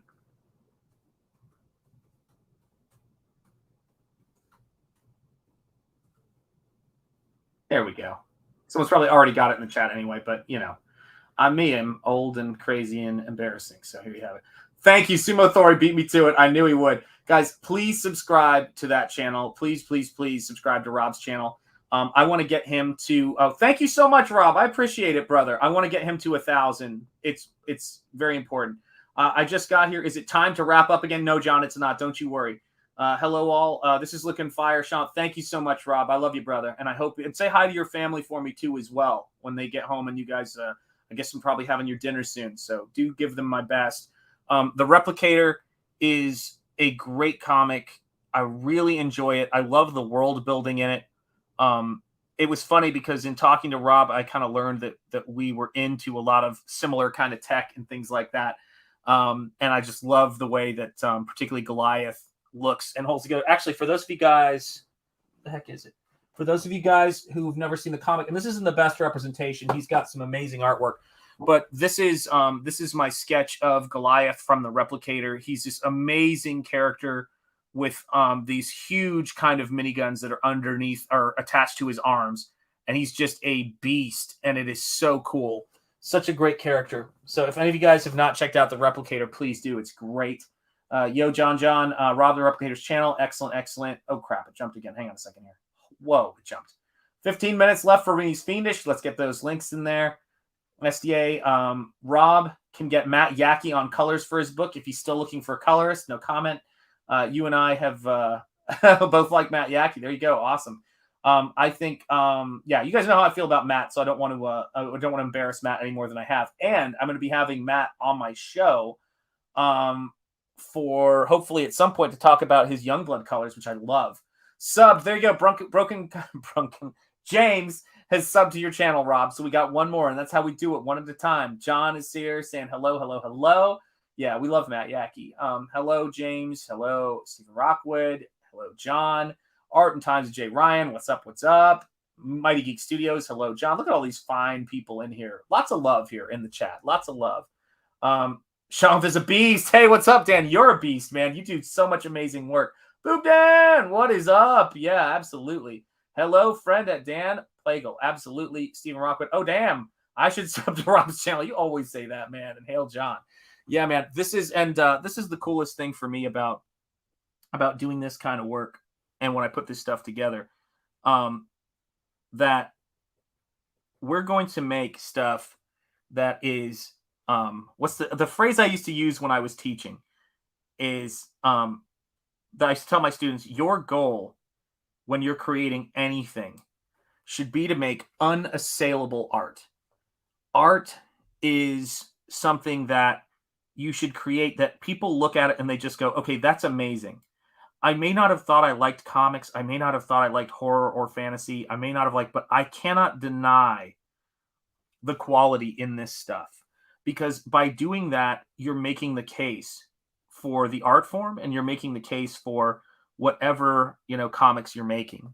So the biggest thing about what I do and the biggest thing about Shant and Jetty art for me is, when I started making those art books, is I wanted to make work that people were moved by. And that's for me, there's something a little bit harder in that than even making comics, because all people were getting was paintings, no story. They got a sense of a story looking at that stuff, but they had to just love it.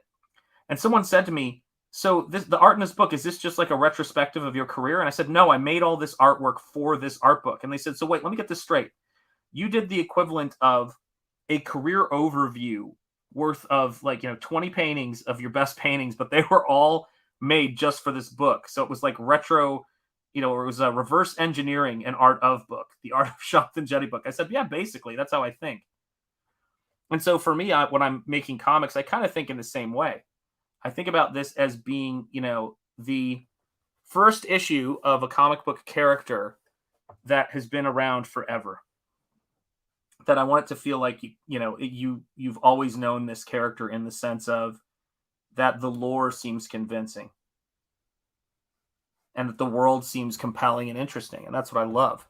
It's reintroducing you to, or not even reintroducing to you, but it's introducing you to a type of vampire, type of werewolf, a type of creature that really makes it work, and makes you get pulled into it. I forgot the spaces in your name, James Ryan. Friend of Dan is a friend of boobs. Right? You know what I mean?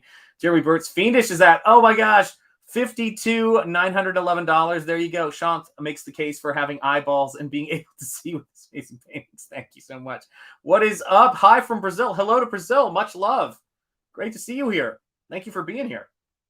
So close. Yeah, so close. Excuse me. Who was it who was well known for putting clouds? Oh, wow. Clouds behind the moon. Now Shant is putting a wolf behind the moon. God, that's a really good question. I don't know. I frequently put actually I don't know if I put clouds behind the moon frequently. Sometimes I do, but I always like to think of it like as absurd as it is, I always like to try to create that. You know when a moon is really bright and it's shining through the clouds so that the clouds stop when they hit it because they're blown out by the light? I love doing stuff like that. Love that stuff. Oh gosh, hold on. It just jumped again. John, yes. John, there's yes. Hello, hello. Dan Lawless's channel right there, guys. Get on it. Subscribe to Dan's channel. Hey, Sean's art on Instagram. I think it is there. There you go. Instagram, Sean Jetty art. That's right. That's where it all started. It's practically criminal at Sumo Thori. Which one is it? Sumo Thori. I forgot the spaces in your name. That's it's practically criminal. Yeah, McFarlane probably did. Yeah, I love McFarlane though so much. Sean Jetty's CG's Alex Ross. Thank you so much. I appreciate that. Yeah. My goal is to be. I don't even know what my goal is to be anymore. That's a really good one. Like in terms of my art, I used to. Alex Ross was funny enough. I don't know if I've ever told this story. Alex Ross inspired me to start looking at thinking about painted comic books, and that's when I first started painting. So that actually was the start of me thinking about painting. But my hero, one of my big art heroes that really got me into color theory and painting was Mobius, and that's who I had mentioned to Dan Fraga today. And now I don't even know where I'm at. I think I'm just this comic work, Nosfero, and all of you guys have taken on a life of its own. It's become this. I mean, look at how ridiculously strange and surreal this is. Oh, I know who I'd like to be. Come to think of it, people I really like. I'd like to be a cross between Frank Frazetta, Alphonse Mucha, and Crash McCreary, maybe. That would be my dream. I love Crash McCreary. That's how I say it in my head. Art that's Jay Ryan's SDA, either him or Liefeld. That's right. Let's see here. Goal is to be better. Yes, that's right. That is the goal. John met Alex Ross. Very cool. I met him once too at a convention. Yeah, it's very cool. I think Sean is CG's Dan Brereton. Frega boom, indeed. Art and times of Jay Ryan, terrible at Sumo Authority. Oh my God, you guys are hilarious. Yeah, I mean, there is so much great. There's so many great artists out there. I love Dave Stevens. He's a huge influence. But I'd say the person who has influenced me the most as of late, and all of my painted art books as an artist, is definitely Frank Frazetta. Frazetta is my guy, like for people who influenced me, even though the stuff is very different. Because, Frazetta worked in oils and Frazetta was good. Frazetta was so amazing, man. But the person who really influenced me is, of course, Frazetta. And then it just sort of drifted into its own thing. It was such a weird process of finding your style. Is you can't really find it. You can't really make it happen. You are influenced by a lot of people. Like most people, when I tell people that my biggest influence, the person I spent more time trying to learn how to draw was Todd McFarlane. They just don't believe. Okay, that is painful, Jeremy Burt's 52,998. Come on, guys, make it happen. Very close now. I'm rooting for Rini.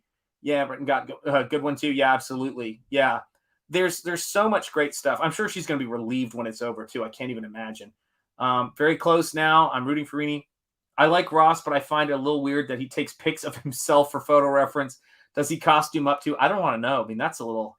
Because then what happens if he ever does a comic of furries? Because then you're going to know. There it is, 53,150. Somebody made it happen. Congratulations, Rini. 53K. Good stuff.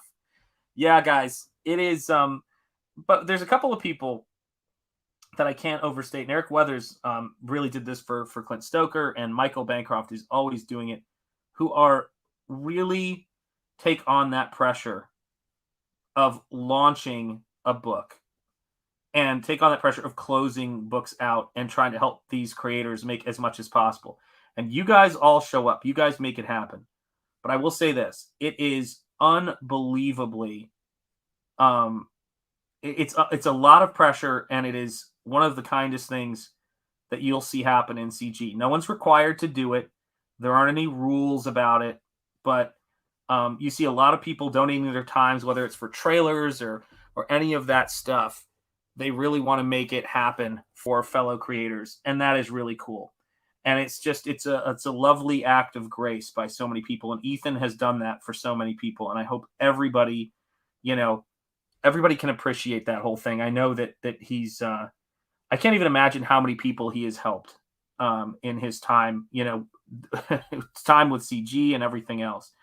And it's not always been something that people have appreciated or rewarded him for doing, so that he still does it. And John Malin is another example of someone who does that too. God, so many people who do great work in CG. But I hope everybody appreciates that. It's a whole nother kettle of fish as far as I'm concerned, that Ethan still continues to do this stuff, even after so many times of people not appreciating it.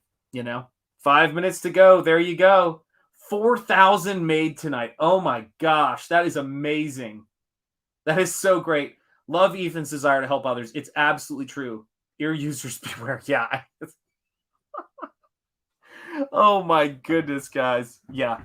I have a teenage daughter in my house, and when she has friends over or things like that, there's no words for it, guys. That's when you start to realize how old you are. It's like, I can't do it. Yeah, be right back. Going to go visit Rini, freaking out. There you go.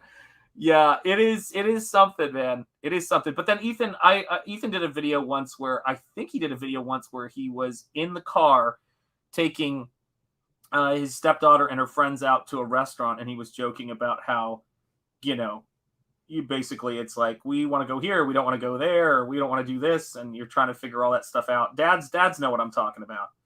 Dads know what I'm talking about. It's a lot. But, it is funny when you get to that age where various people remind you of your kids, more so than they remind you of people your age. Rini is loud, no doubt. Rini squeal is real and nothing scoff at. Yeah, there you go. I was like, the amount of poop Ethan takes is shocking for what a good dude he is. Well, that's the thing though, right? The best people don't fade under the lights and don't fade under the pressure. I think Ethan is good. I'm going to be honest with you, but he's not the best I've seen. I think Johnny Depp is one of the best I've seen for somebody. And I'm not even saying that as a joke to what you were saying, but the fact that he's still kind to fans and he's still kind to people after and being viciously betrayed by so many people who, used to just think he was so great and everything like that. And they just threw his career away. Hell, he's amazing. He's still positive, Rini should get a microphone endorsement. Yeah. Did you get photo reference for the Ultra Girl piece and piece at the Art and Times of Jay Ryan? Wait, don't want to. Did you photo ref yourself? I just got that. Sorry. Hello, Bordeaux. Shane's Babam destroys speakers, though. Yes, it does. Howdy, John. No. I take it everything. I make a sacrifice for my craft. Oh, I knew it. It had to go there. There really wasn't a lot of options, was there? Like, it had to go to that place. But yeah, I mean, there really is there's a lot of great stuff in CG, but and there's no getting around it.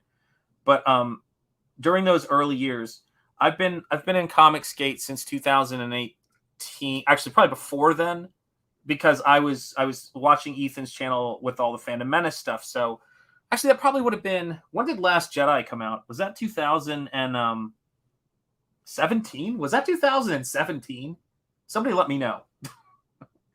I'm too tired. The Last Jedi, I mean. When did The Last Jedi come out? Was it...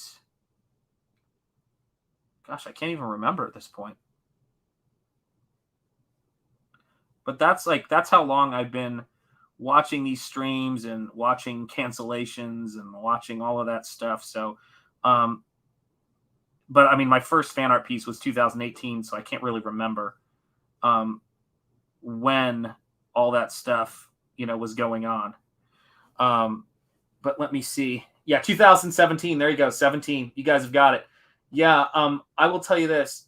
Just got denounced from two old friends from the comic book industry when I announced myself as CG last week. So now I have perspective on the BS. Yeah, guys, this is the thing, right? It's one of those things to where when you're working, and Daisy Ridley is pretty. yes, there's no shortage of things online about people's obsession with that. Let me see. We don't speak of that abomination. You don't even understand. So my other friend Michael did a video recently, which actually I should play for you guys. I should actually play that video for you guys. He's one of my oldest YouTube friends and a really great guy, and he's just the real deal. Hold on a second. I want to show this video to you guys. One sec. There we go. One sec, guys. Oh yeah. So let me see if I can find this because it is worth a look. We recorded this video the other day, and where is it? Let's find it. And this is he's the real deal. Love this guy. And he does question of the day #1 is what he did for this. Let me see if I can share this and have this work. Wouldn't that be boomer-tastic if I did? Yeah, that's about the best thing I can say about Last Jedi. Amen. Share screen. This is my guy here. Love this dude. He's the cat's pajamas. So let me see here. Oh my gosh, 53,360. Excellent. Congratulations, Rini. It finished at 53,390. Awesome. Awesome stuff. Okay, so let me see if I can make this happen here. Hang on a second here. Share.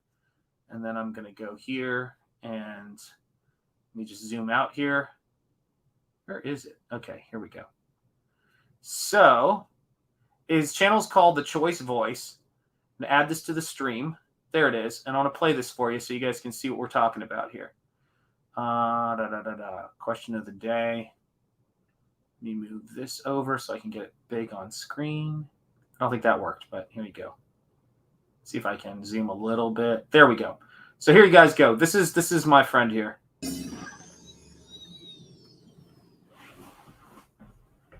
Oh, I think it got cropped. Hang on. There it is. What's happening, everyone? This is Michael yet again. Thank you all for joining me this evening. You know, I got a question that someone asked me on Facebook. And it's one of those questions that I felt like deserved a video answer because it's so complicated. It's not a simple answer to the question. And it kind of made me think of maybe a new video series, question of the day. But the question was, how do I feel about Disney's Star Wars films after all this time that's passed? He wondered if I changed my feelings about the movies. Have I just moved on and forgot about the impact that they made? He, of course, had seen all my videos where I pretty much lambasted Disney Star Wars films. I was one of the few people that when all those movies came out, each and every one of them, I ranted on them because I just did not like those movies. Now, time has passed, and I haven't really thought about the Disney films very much at all. And when he asked me the question, my first thought was just how forgettable those movies are, because ultimately, at the end of the day, does anybody talk about those movies anymore? I think they're very forgettable. That's how I feel about them. They're forgettable. But at the same time, you know, those films caused me a lot of anguish, a lot of frustration. They ruined pretty much all the original films established. Probably the most disrespectable thing that these films do is ruin the character of Luke Skywalker. And that's always going to be with me because I really had a deep love for that character. And the Disney films just disrespected that character, treated him like he was at fault, that all that he had accomplished in the original films pretty much amounted to nothing. And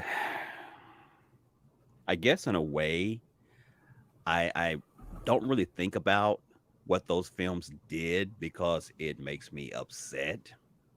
I have actually asked him about that, John. I'm gonna forget I what have. Disney did to destroy this character.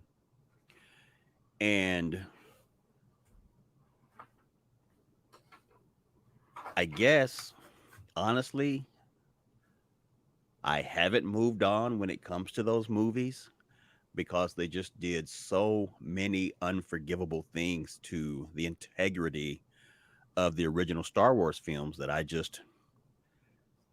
it's unforgivable. I literally hate the Disney Star Wars films.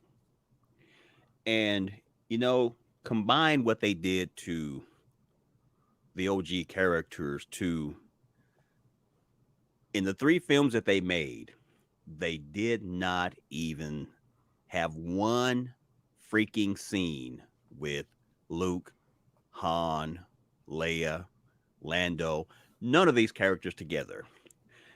And as you know, Carrie Fisher's gone. Han Solo, Harrison Ford was killed off in the films. Luke Skywalker's dead. And it's just, that'll never happen. That will never happen. And that will go down as one of the most huge errors in Disney history. So I hate the films. I hate them. Yep.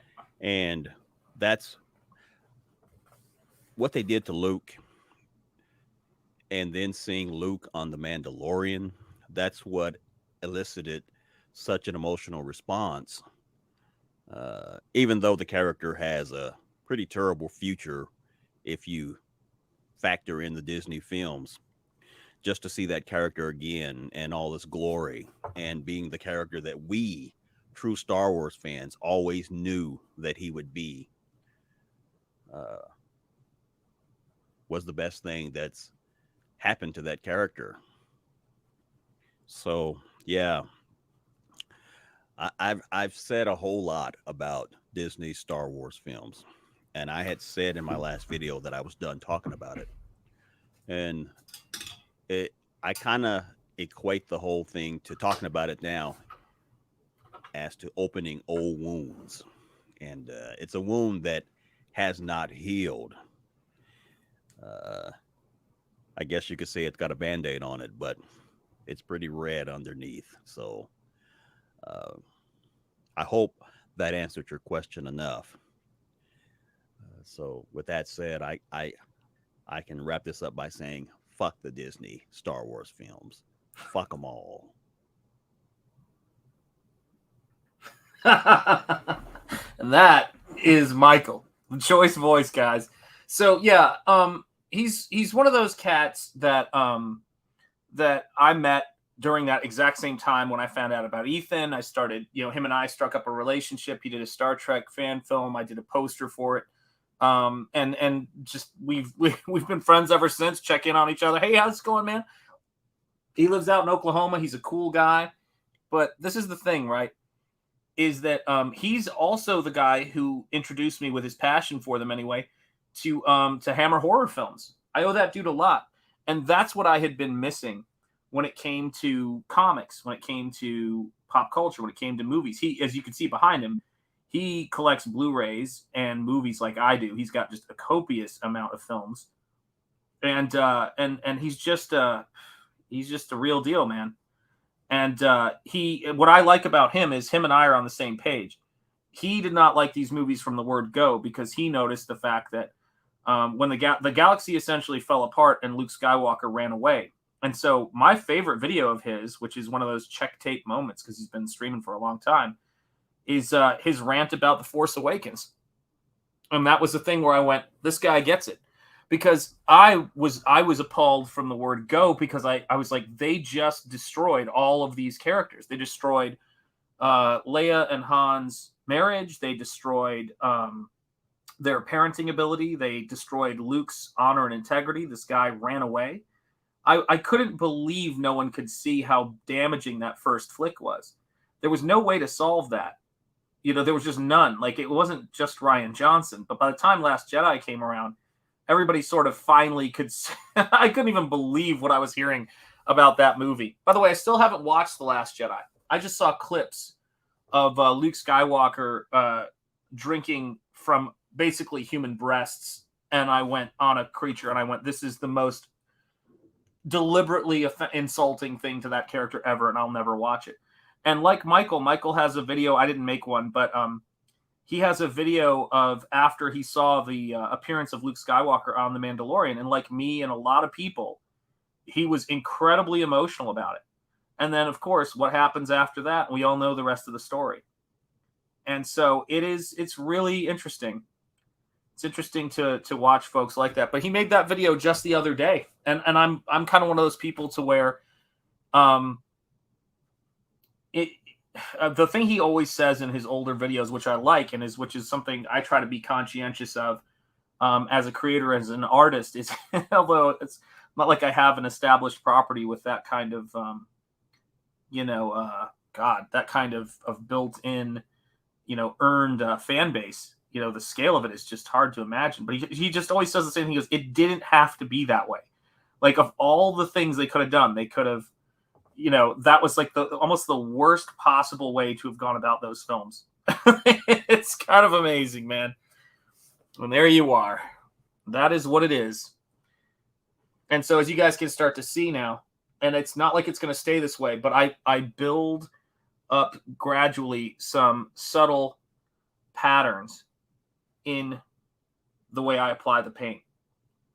Whatever media I use, that's one of the things I like to do, is to kind of just make it sort of feel like it's got this kind of melty, fun, playful paint quality. It's something that I love that both Frazetta and Travis Charest do. Basil Gogos does it. A lot of the artists I like who do kind of horror, comic, and fantasy stuff do let the paint behave like paint and not worry about trying to overly control it. And that's something that I think was hard for me to do at first, because I came out of the comic kind of pen and ink tradition. So I wanted to kind of try to control everything and make it look as precise as possible. And now I love the precision part of it.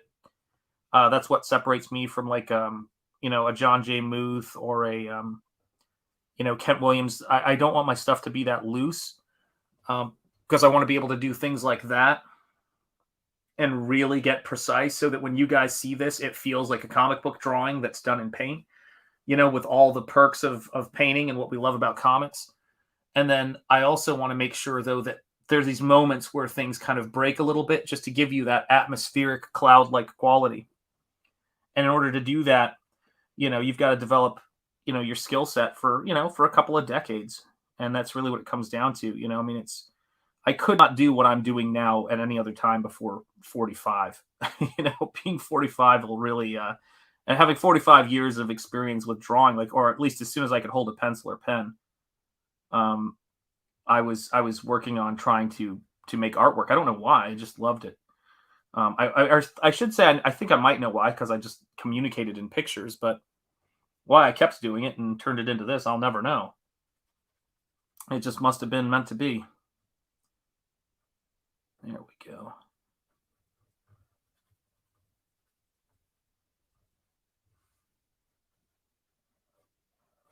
There we are.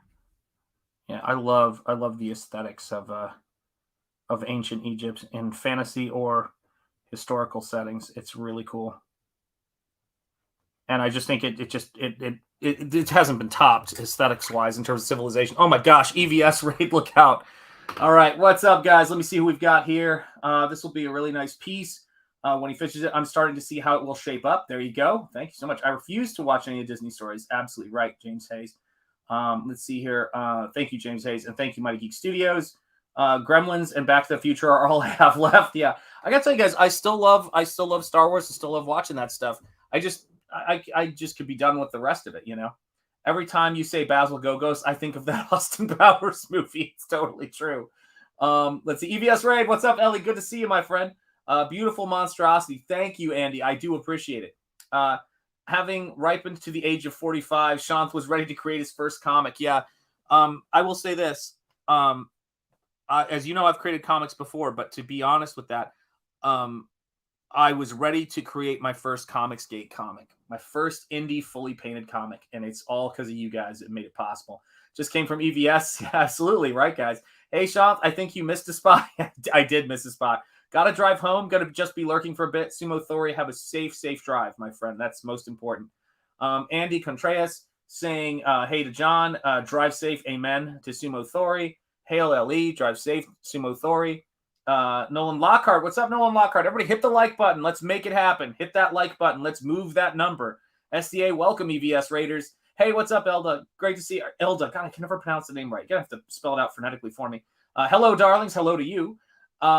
Let's see. Hail, Jeremy Burt, says Ellie. James Hayes. I have noticed that there are unusual amount of people with dyslexia in CG, both pros and fans. I'm curious as to why, but hesitate is speculation. I don't know. But it is how it is. You're right. Jeremy Burtz, hello. John saying hello. John saying hello. Broken Compass Comics 403. There we go. Number 403. All right. Number 403. Is that for Rini's book? I'm trying to think. Is that no Rini was that? What was Rini at? Like 1,000? That's wild. What do you call it? Heavens to Betsy.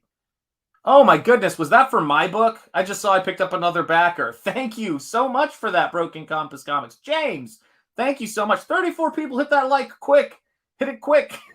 Make it happen.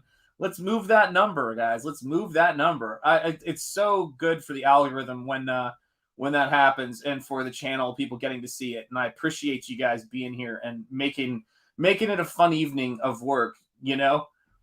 It's we got 29 likes and 35 watching. Let's do it. Let's do it. So when I look at this stuff and I see, you know, the work that we're able to do here in Comicsgate and with all the guys, Admiral, it's great to see you, Admiral. Sorry, I just came back and saw it. Very nice. Rini broke 53K on her closeout tonight. Excellent. 389 backers on Nosfero. Wow, 11 to go for 400. Thank you, Stephen Rockwood. Maromi, great to see you, my friend. How you doing? Everybody is saying hello. You, yeah, James, I just put it together. Thank you, Baron Talco Cat. It's great to see you. God, I love the names. Subscribe away, people. If you have not subscribed yet, please do subscribe. Hail everyone again. Hello. Look at all you fine people here. Share the link and hit the like. Absolutely, guys. Smash that like button. We're almost up to 40 people in here. We got to move that like button. Make it happen. Whack ass. Everybody loves whack ass. That's right. Hello, John. Hello, Baron. Hello. Look at all the love here in the chat at the Waffle Lodge. 40. We hit 40. Excellent, guys. Yeah, smash that like button and let's see if we can move that up to 40.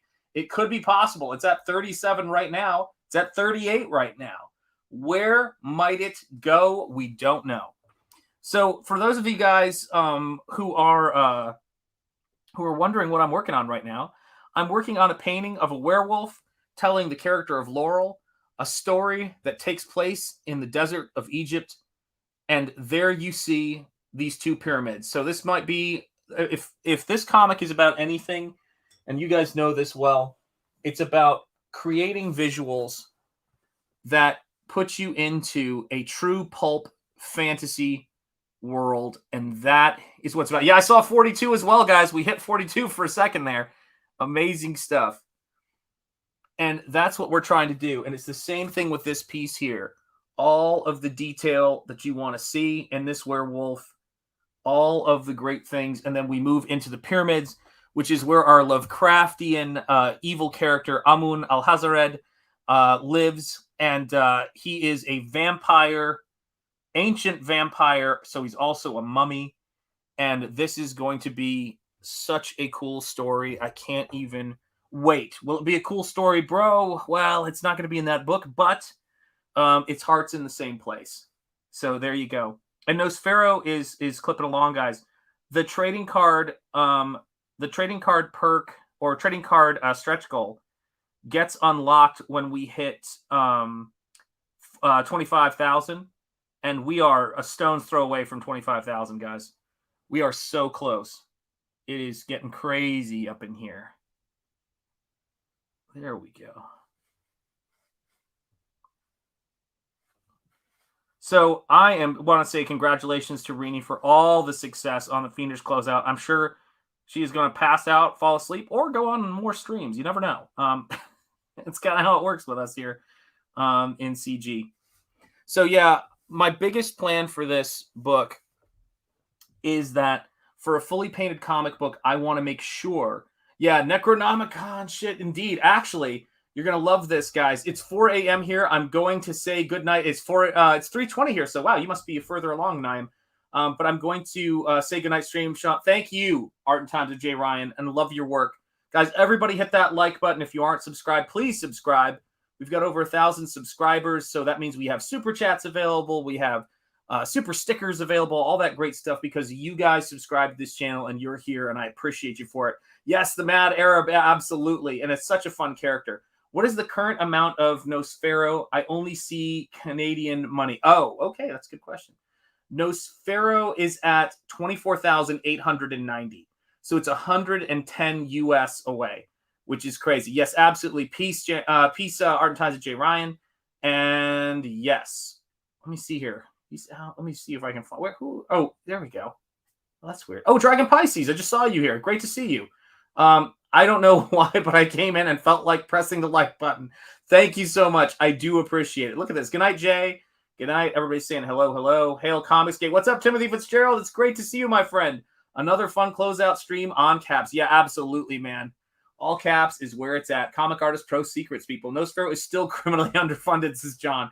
That is John's biggest thing. Well, listen, guys, I have a lot of faith in all of this stuff, and I think that it is on its way, and I think the best is yet to come because we haven't even really begun to hit our stride in terms of I've shown a lot of artwork. There's more artwork to come. We're about to hit another stretch goal. The last stretch goal I have planned, or I had planned, I should say, that I have already planned. There'll be more. And I haven't even gotten into some of the other things that I'm thinking about doing. And that's great. That's the fun thing about it. And we're just going to have a lot of fun. I've also got to do a raffle for subscribers here on this channel. Let me see here. Oh, let me adjust my glasses. And probably good to see you, my friend. One day there will be an original Enjetti proudly displayed on my wall. I believe it's closer than you think. I can tell you that.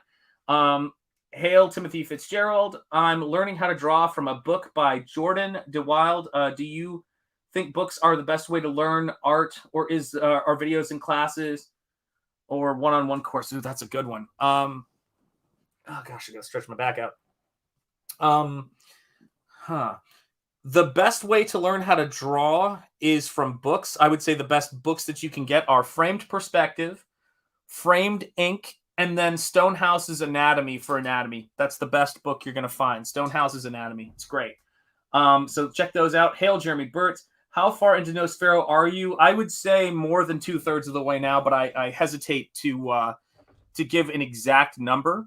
But it is, yeah, it's getting close. It's getting close. The next scenes I have to do, the last 2 scenes of the book that I have to do are basically the closeout of this scene right here, which is almost done, and then it goes into the final fight scene, and that's it. Then it's done. And the final fight scene is going to be, yeah, they took your girl, and it's time to go get her. That's it. And heads will roll. That's it. That's how it is. And so that's the stuff that I'm getting ready to lay out and board, and I've planned. But everything that's happened in and around it has gotten, because I want to try to achieve almost a literary kind of level of visual density. So it's like how dense descriptors get with words. I want to try to do that with the paintings and the visuals. Every single page of this book has gained more depth of story and more depth of world building. And so, yeah, I imagine the same thing will happen. Even though I know how everything is going to go, I just can sense where things are going to get, more intense and cool. So, yeah, I'm looking forward to that stuff. I can't wait. I suspect Nosfero 2 will be a pile-on from all those who missed out on Cryptwalker. Yeah. Oh, sorry. There will be a... Oh, do you mean an add-on right there for Cryptwalker? Yeah. Final fight. There's violence in this comic. Oh, no. I know you love it, Stephen Rockwood drawing. Glad to see you still going strong. Oh, guys, hey, listen. And I know what you mean because, I told you I'd still hopefully be streaming once Ethan wrapped up. But I want to say this because this is a big thing here, guys, is that when I started doing this book and when we launched this in October, and and all of you guys started coming onto the stream, and I started seeing you, and you guys started seeing me appearing on different streams and all of that stuff. And of course, going on Bancroft's show, launching on different shows, you knew, or I told you guys, I should say, you didn't know, but you hoped probably. I told you guys I was in this for the long haul, and that's just how I do things. And I love Comicsgate, and I'm going to keep making videos for people, and I'm going to keep, doing everything I can to help out the things that we're trying to accomplish here. And here we are, and I've been making videos for Ethan since long before Nosfero was even on the scene. And here we are, the most recent videos I've made for people in Comicsgate were this morning. So yeah, I'm going strong. I'm going to keep going strong because that's what we got to do. Absolutely. John, hey, what's up? John Shot showing his armpits might bump up the backer totals. I don't even want to know. Tony Fitzgerald, nice. PTP paints a bunch, but not in his books. Are there other painters in CG? It is a nice change of pace. Yeah, there was a painter we were talking about earlier whose name escapes me. I'd love to see you do a draw stream with Kelsey. I'd love to do a draw stream with Kelsey. I really admire his work. I think he's a genius. John, hello. Ryan Johnson, absolutely. Hey, where did I miss Ryan Johnson? Where are you? Hold on a second. I think I just saw you up here. Heck far, as we say. You think I had just seen it, but oh, there it is. Hey, there you go. Ryan Johnson, I was just looking at your thing. I think I got distracted by Hulk. What the heck is wrong with me?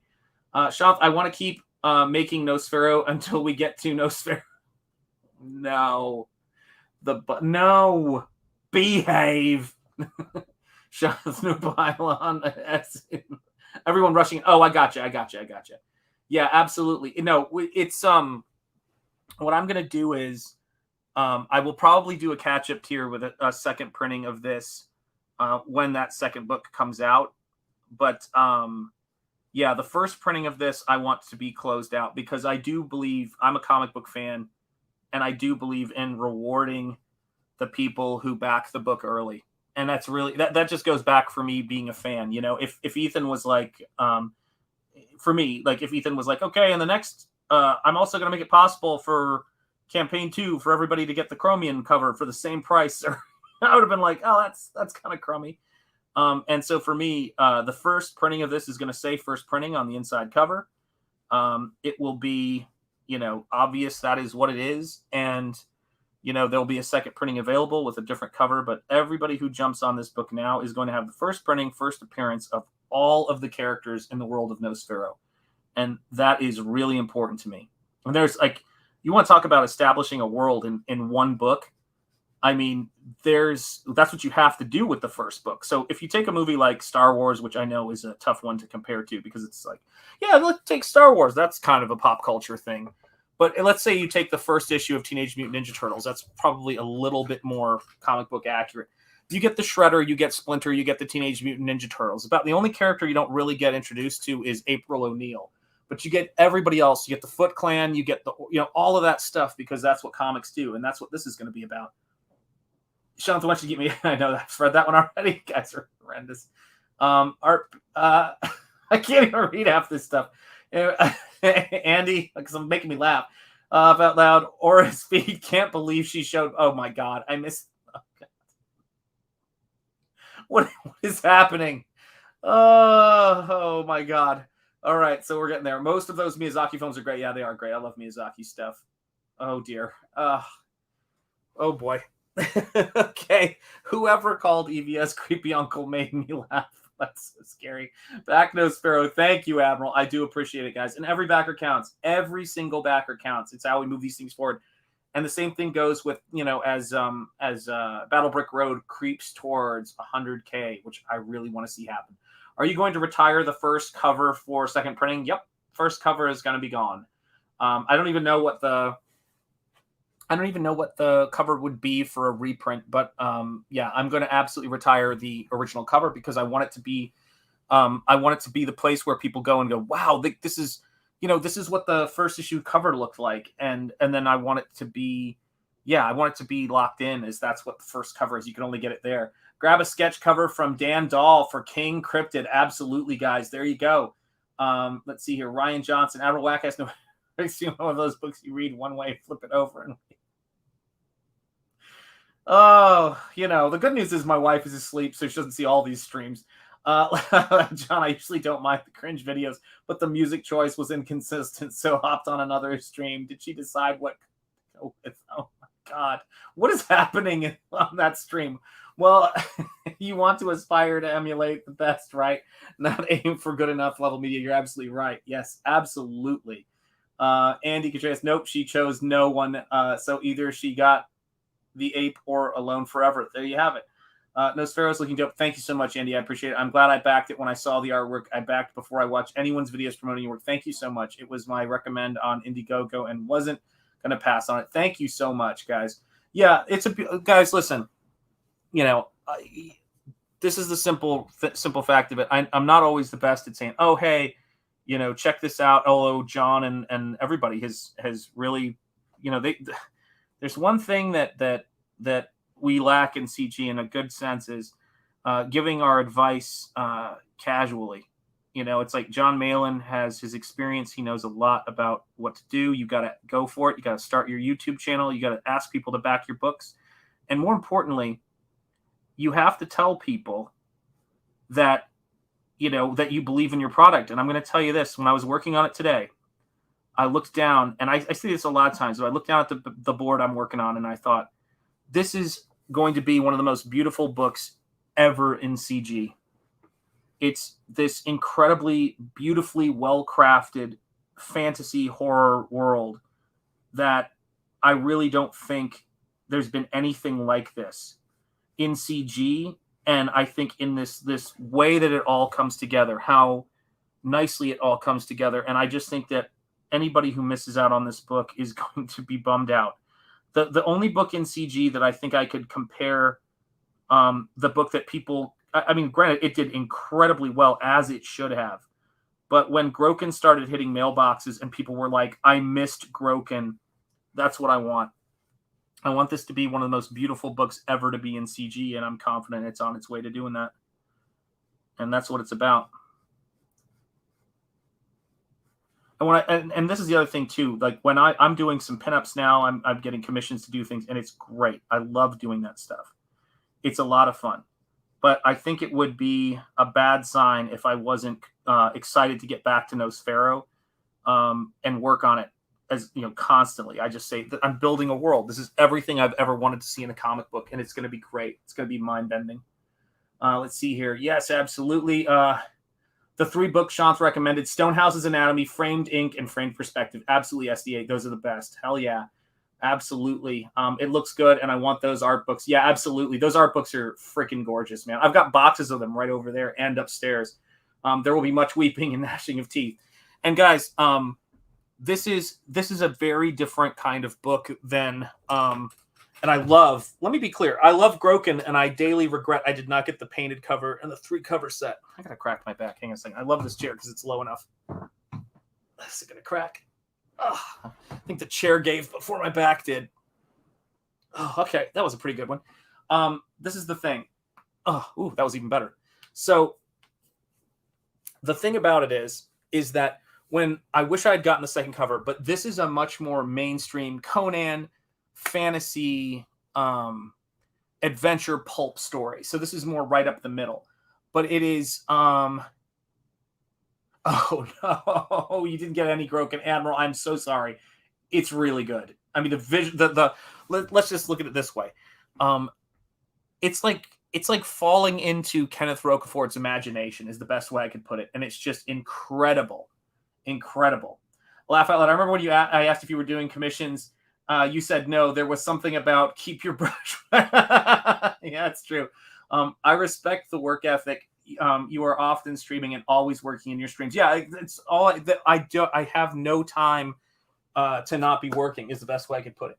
So you guys saw the CG Vacation preview page where what am I doing? That's such a boomer move. You guys saw the CG Vacation stream where let me move this light up because it's a bigger painting here. You guys saw the CG Vacation stream where Phil was showing this painting that's going to be in that book. Okay. I wanted to make sure he's launching it today, technically, because it's 3:35 a.m. here. He's launching today, and I wanted to make sure he had a finished piece of artwork for his launch day. Because when you go to launch a book, you want to have some finished art to show what it's going to look like. And that is what my goal was for this. So I got this signed and ready to go and painted. And, you know, Phil is awesome. Phil paid me, got the money. He's got the rights for this. And the original is going to be, I'm going to be selling this original. And I've already been contacted by some people, one of whom was in this chat. So he knows who he is, and I know who you are. But my originals are, the big thing is my originals are pricey. This is a large piece. It's a painting I spent, oh gosh, a ton of time on. And when I sell it, my rule for pricing paintings that I learned from a famous illustrator was price your paintings so that you are happy to see them go. That's it. Like you are thrilled when you put them in the mail. And when the person has this on their wall, I want them to love it. I want them to pay for it like it's something they love because it's something I love. And I could just as easily put it up on my wall because I think it's great. And when I'm working on my next commission, which is about the same size, it may turn out to be bigger, which is got a lot further to go. This is what the stuff is. This is where all the work comes. You know, it's like figuring out the figure. I'm missing a bit of it. Missing its top half, putting creature feet in. That's what we do. You know, that's what we do here. And it's the same thing. And once I get the go ahead from Ethan, I'm also going to be selling the Cyberfrog piece. And I had someone contact me about that when it was posted way back when on Patreon. I just haven't been able to show it until Ethan could show the card. And so, yeah, the Cyberfrog card original artwork is going to be for sale too. So there's going to be a lot of artwork that's going to be available for people who want to buy it. And it's going to be pricey, but it's going to be absolutely worth it because there's nothing I would sell that make no wine before it's time. There's nothing I would sell that isn't top tier. Like I just don't want to do work that's not top tier. And I do like to think about stuff being in people's homes. And the same thing goes with the watercolor head sketch tier, which is sold out now. Like those head sketches are going to be beautiful. That's the goal. We're selling beauty here. To be honest, Sean, that eel is a meta reference to the chat looking at your pinups, isn't it? Yeah, that's right. It's just a big, long, slender. You know what? I don't even want to talk about it. Boobs, absolutely. Thank you, Ryan Johnson. I appreciate it. Thank you, guys. Thank you. Totally fantastic. I'm going to read these because I have to. That's totally sick. I'm lurking. Can't say hello or chat. Got a deadline I'm working on. Well, you go to it, Eric. And love your work, man. On the modding. Modding for Irene messed up my schedule. There you go. Let's see here. To be honest, Sean, that eel is yes. Let's say add it to your campaign. I would think about it, but then see, I'd add it to my campaign, but I don't want them getting a cut of it. Heather looks vicious in that Cyberfrog piece. Yeah, well, I was inspired by Jay Lee. I'll tell you straight up. I loved his axe wielding Heather, and I wanted to really give so I crossed my kind of idea of Heather. I wanted to get a little Frazetta in there. And I love the way Frazetta's characters know how to wield an axe. Let's put it that way. And the same thing goes for the Conan movie, which was an influence for me on a lot of stuff I do. So let me see. Here we go. There we are. So we're starting to build this out. Let me see here. Yeah, double D. I just got that. God, I'm slow. Let's see here. Yes, hail. Good night, Eric. Oh, Eric's going to bed. Good night, or going off to do work. Good night, Eric, and take care. Get some rest. And yeah, so this whole thing right here has been all the paint and all the value we've been doing on this piece today, or at least during the stream, has been to really start to frame out the moon and the silhouette of the pyramids. Now, what the pyramids are going to frame out, because they're going to be a little bit brighter, just the way I'm planning this now. I'm not saying it can't change. But the way that they're going to be framed out is they're going to be framing out a ship that's sailing. And that ship that's sailing is carrying away from Egypt with stolen pages the villain who is going to run into Nosfero as a child, whose name was not Nosfero originally. But it's going to run into him as a child, although it becomes his name to the point where he does not ever refer to his previous name. And that character basically changes the arc of his life. The way that I like to put it with Nosfero is Nosfero is a character that is born with these special powers. These special powers that I do not want to explain. I do not want to go into them. They're very simple. They're not like superpowers in a sense. They're just thank you very much. Every single page, put it this way: if, and I never say never, but if I were to sell originals, the Nosfero originals, you would feel like you had a painting like any one of my paintings on your wall. Yes, they have panels to them. Yes, there's various storytelling. But if you put this up on your wall, and that's why I've really given a lot of serious thought. Yeah, good on yeah, Mrs. Ingetti is definitely making me read the positive comments. But this is the thing. I want every single one of these pages to be a page that you look at and it feels like a work of art. You're going to flip through this book and it's going to feel like just a drinking from a fire hose of really cool original artwork and paintings that's telling you a story, telling you this incredible horror, superhero, fairy tale, fantasy story about who Nosfero is. And it throws you into this world of a crypt walker, of a character that is the nightmare horror movie monster character for the horror movie monsters. It's who Dracula fears running into in the night. That's who Dracula, when Dracula hears a bump in the night, he fears it's Nosfero. That's what it's about. And this is the thing, when I look at this stuff, is how do you create stuff that is going to bring this stuff? Yeah, absolutely influenced, James, absolutely influenced by, I don't know about Iron Maiden, although I freaking love Iron Maiden's artwork. I hadn't thought about that. But Alphonse Mook, a huge influence. And I do love Iron Maiden. I love those Trick or Treat Studios masks, by the way. So when I'm looking at this kind of thing and I'm looking at like, how do I put this stuff together? It's got to just be this masterful experience. And every single page, every single thing I do, and this is gouache, opaque watercolors in gouache. Now you guys can see it. Now I can show it because you've seen the card. You notice, by the way, my name is covered up on the card, but it's at the top, so it doesn't really matter, and it has the year in it. But if you look really carefully, you can still see in the card, I wrote EVS in the ripples right there. No, I love the way you guys see. Listen, James, how many times do I have to tell you that we're all kindred spirits? But you and I seem to really be kindred spirits. But I want you guys to look at this. Look at the honeycomb. And look at that color interchange right there. That is what it's about. Look at that blue and the way that comes through. Yeah, this is what I do, guys. I love detail. I love painting. This is the fun of what we do. This is the great part of what we do. I love artwork, and I do not want anybody to be disappointed with the artwork aspect of this.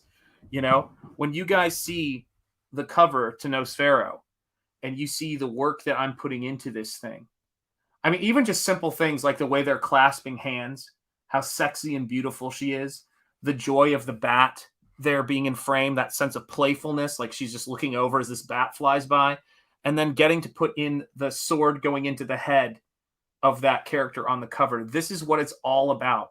And the only time you're going to be able to get this cover, and look at the nice Cthulhu influence of creature, eldritch horror, and almost a little bit of The Thing. I love that movie. It's so, so great. And all of that stuff. Look at those eyes. Look at the intensity there. This guy is ready to kick some ass. Look at the way this Cthulhu that he has as his symbol, this creepy, skull-like dead eldritch creature, which is all over this character design. Look at how it wraps around the face. It's on the ring. And then he's got this great point that's going through his nose. He's got these really cool boots. And then the other thing I love about him is, look at this sword with the skull on the end of it. Does that remind you guys of anything? This is what I'm talking about. This, when you see this blade, hold on a second here, guys. And I don't want to risk getting the cover screwed up, so I'm going to move the cover. So sorry to do this for you guys, but I got to move the cover so that I can show you this just to make sure everybody gets this. Oh man, I'm going to cause an action figure avalanche here. It's happening. Oh, shit. So anybody wondering about where is it? Where did I put that down? Oh my gosh, I just was realizing this. This is the Dan Frega head sketch I just found. You guys know this one, right? This was a head sketch I did of one of the characters from Black Flag. There it is. I don't know if you guys have seen this one. Oh, here you go. Here's the cover. When you guys want to know what... Boy, guys, I'm reaching through just stacks of artwork. I cannot tell you how much artwork I've done for this book. Because I won't count it because I'm lazy. When you're wondering where that weapon comes from, the sword with that creepy skull on it, this is one of the influences. Ash from Evil Dead. Take a look at that dagger from Evil Dead 2. Let it focus. Come on, you can do it. Make it happen. There we go. That's what we're talking about. I want this to be what it's all about. You know? That's the key. I want there to be everything in it. The book in this, and there is a book, there is a grimoire in this story. You can see that Laurel is holding it right here. The grimoire in this story is called the Necronomicon Galactica because it opens up doorways to all kinds of creepy cosmic horrors, and I wanted to call it the Necronomicon Galactica. That is the plan. So it should be fun. Yes, the Kandarian dagger. Yes, it's a huge influence. Ash had a Necronomicon, so it makes sense. Yeah, I love that stuff. Yeah, goody little two shoes. Yeah, I love that, man. It's such a great scene. Good, bad, I'm the guy with the gun. That was the best ever. Yeah, like Encyclopedia Galactica, but Lovecraft. You've got it. Where this pulp culture. I do like that, by the way. Pop culture, attitude of where you just are drawing from all of these different things, like with Evil Dead, drawing from, Lovecraft. But I'm adding in all of these great 80s horror stuff. This is what comics has over every other art form. Guys, make sure you hit the like button, by the way. I'm going to check on the stream and see if we're over. We got 52 likes. Nice job, guys. You guys are making it happen. Sweet. So this is the thing I think about. Yeah, let's hope Nosfero doesn't run into Lady Death. Listen, let's hope he does. That would be a nice boost for the comic, I'm sure. Hey, what's that on your face? I love that one. Hey, what's that on your face? Shovel of dirt. I still love that. But this is the thing, right? Let's see, Pulp Culture with Jonathan Jetty on Thursday nights. I'm thinking about it. I'm not even kidding. Let's hope Nosfero. Blah, blah. Yeah. So this was the idea as I'm working on this story is we don't have to take a plane to Egypt. We don't have to worry about hiring CG, although my son's Blender skills are getting up there. But I can take you guys to a place where I say these vampires came out of Egypt. They don't sleep in coffins. Coffins is not the origin of the vampires in my world. The vampires in my world, like the undead of other cultures, slept in sarcophagus. And the coffin, or their version of coffins, is just a modern day equivalent of that. I want this to be this rich world where when if you read this book, only flip through this book once, and you don't just keep coming back to it to look at the art, then I've failed you. And that's really, sorry to put it that way myself, but that's how I see it. I've failed you if you just don't find yourself compulsively flipping through the art books and this, like I flip through my Frazetta books, my Basil Go-Go stuff. You should really want to do that if I do my job. And that's what it comes down to. My favorite Evil Dead character is Ashy Slashy. There you go. Great. Now I need to rewatch the movie. Listen, I've got a version of that movie, but Shout Factory just put out another version of it. And I'm contemplating whether I need to have 2 different copies of Evil Dead. I don't know. Or Army of Darkness. I already have 2 or 3 different copies of Evil Dead 1, Evil Dead 2. Love those movies. Broken Compass Comics. James says, this ginger bastard's got to crash. Hey, my friend, get some rest, and I appreciate you being here. Thanks for the awesome night, Sean. Talk soon, I hope. Looking forward to your feedback. Absolutely. I got to bounce. Take care and keep killing it, Sean. Guys, I'm about to wrap it up because it is 4 a.m. here. I've got to get some sleep. But thank you guys for coming in here and hitting that like button. James, take care. Ryan Johnson, take care. 40% Zed. It's great to have you here in the chat. Thank you so much. Thank you so much. 9 Days of YouTube. Hail, fellow night owls, indeed. So, guys, listen.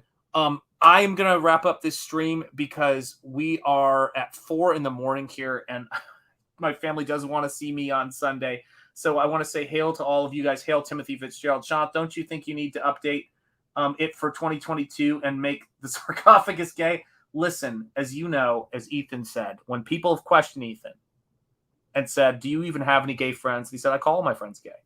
I like to think that we're in that kind of company. You know, diversity, equity, and inclusion, or diversity, inclusion, and equity die, as you know. It's a tough thing. So, yes. Yeah, absolutely, guys. Yeah, absolutely, my friend. Take care. Get some sleep. Get some rest, everybody. Indeed, you guys are the best. Thank you for being here. Good night, all. James Hayes, thank you for being here. Eric Huffles, thank you for being here. Really appreciate it, and great work on the stream earlier today being a mod. I know that Rini appreciates it, and congratulations to Rini on all of her success. And by the way, thank you to Ethan Van Sciver for helping out so many creators with these closeout streams and these launch streams. It is always great to see. You've been helping people who are good friends of mine like Narwhal forever and just doing all this great work.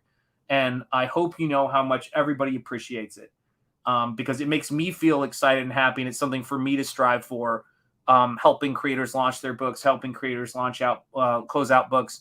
And I hope one day I'm at the point where I can contribute to that level by growing this channel. And I appreciate that, my friend. So thank you so much for everything you do for this. If you see this at any point, and I hope you do, thank you for what you do. I know that everything you've created and you and John Malin and everybody, you boy Zach, has made this possible for me and my family. So we thank you for it.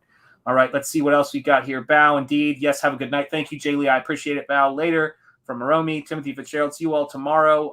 Comicsgate vacay, maybe. Absolutely. I will be there in the stream watching it back. Nosfero. Thank you, Admiral Wackass. Bao says, Perth Comics, I doff my cap to you. Thank you so much for popping in, brother. I appreciate it. Yes, indeed. Frogs and Wolves. That is pretty much what it's all about, guys. So I will close out with our song, the song I composed for you guys. Yes, that is me saying, what's up with that? Y'all cowards don't even smoke crack, with a little voice modulation. And much love to Perth, by the way. Much love. We love you guys over on the West Coast. Never forget it. As Gabe says, West Coast is the best coast. So it is what it is. All right, guys. Take care, and I will see you guys soon. Peace, as we always say, because that's what my name means. That's what Shanth means. And stay gold, because that is important too. So stay gold, everybody. Much love. Here's a little something for you busters. Yeah. You're not even learning anything on the street. Yeah. You think I'm stupid, son? Yeah. See what I'm trying to say to you, boy? Yeah. Do you? What's up with that? Look at me, damn it! Y'all cowards don't even smoke crack. What's up with You that? smoke crack, don't you? Y'all cowards don't even smoke crack. Look at me, boy! Hey to You you, smoke crack, don't you? don't even smoke crack. You know what that does to you? Huh? You smoke crack, don't you? Smoke crack. Go on and do it expeditiously. What's up with that?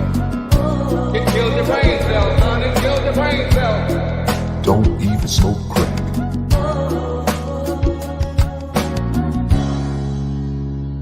No gut, huh? I apologize. I forgot you were there. You may go now.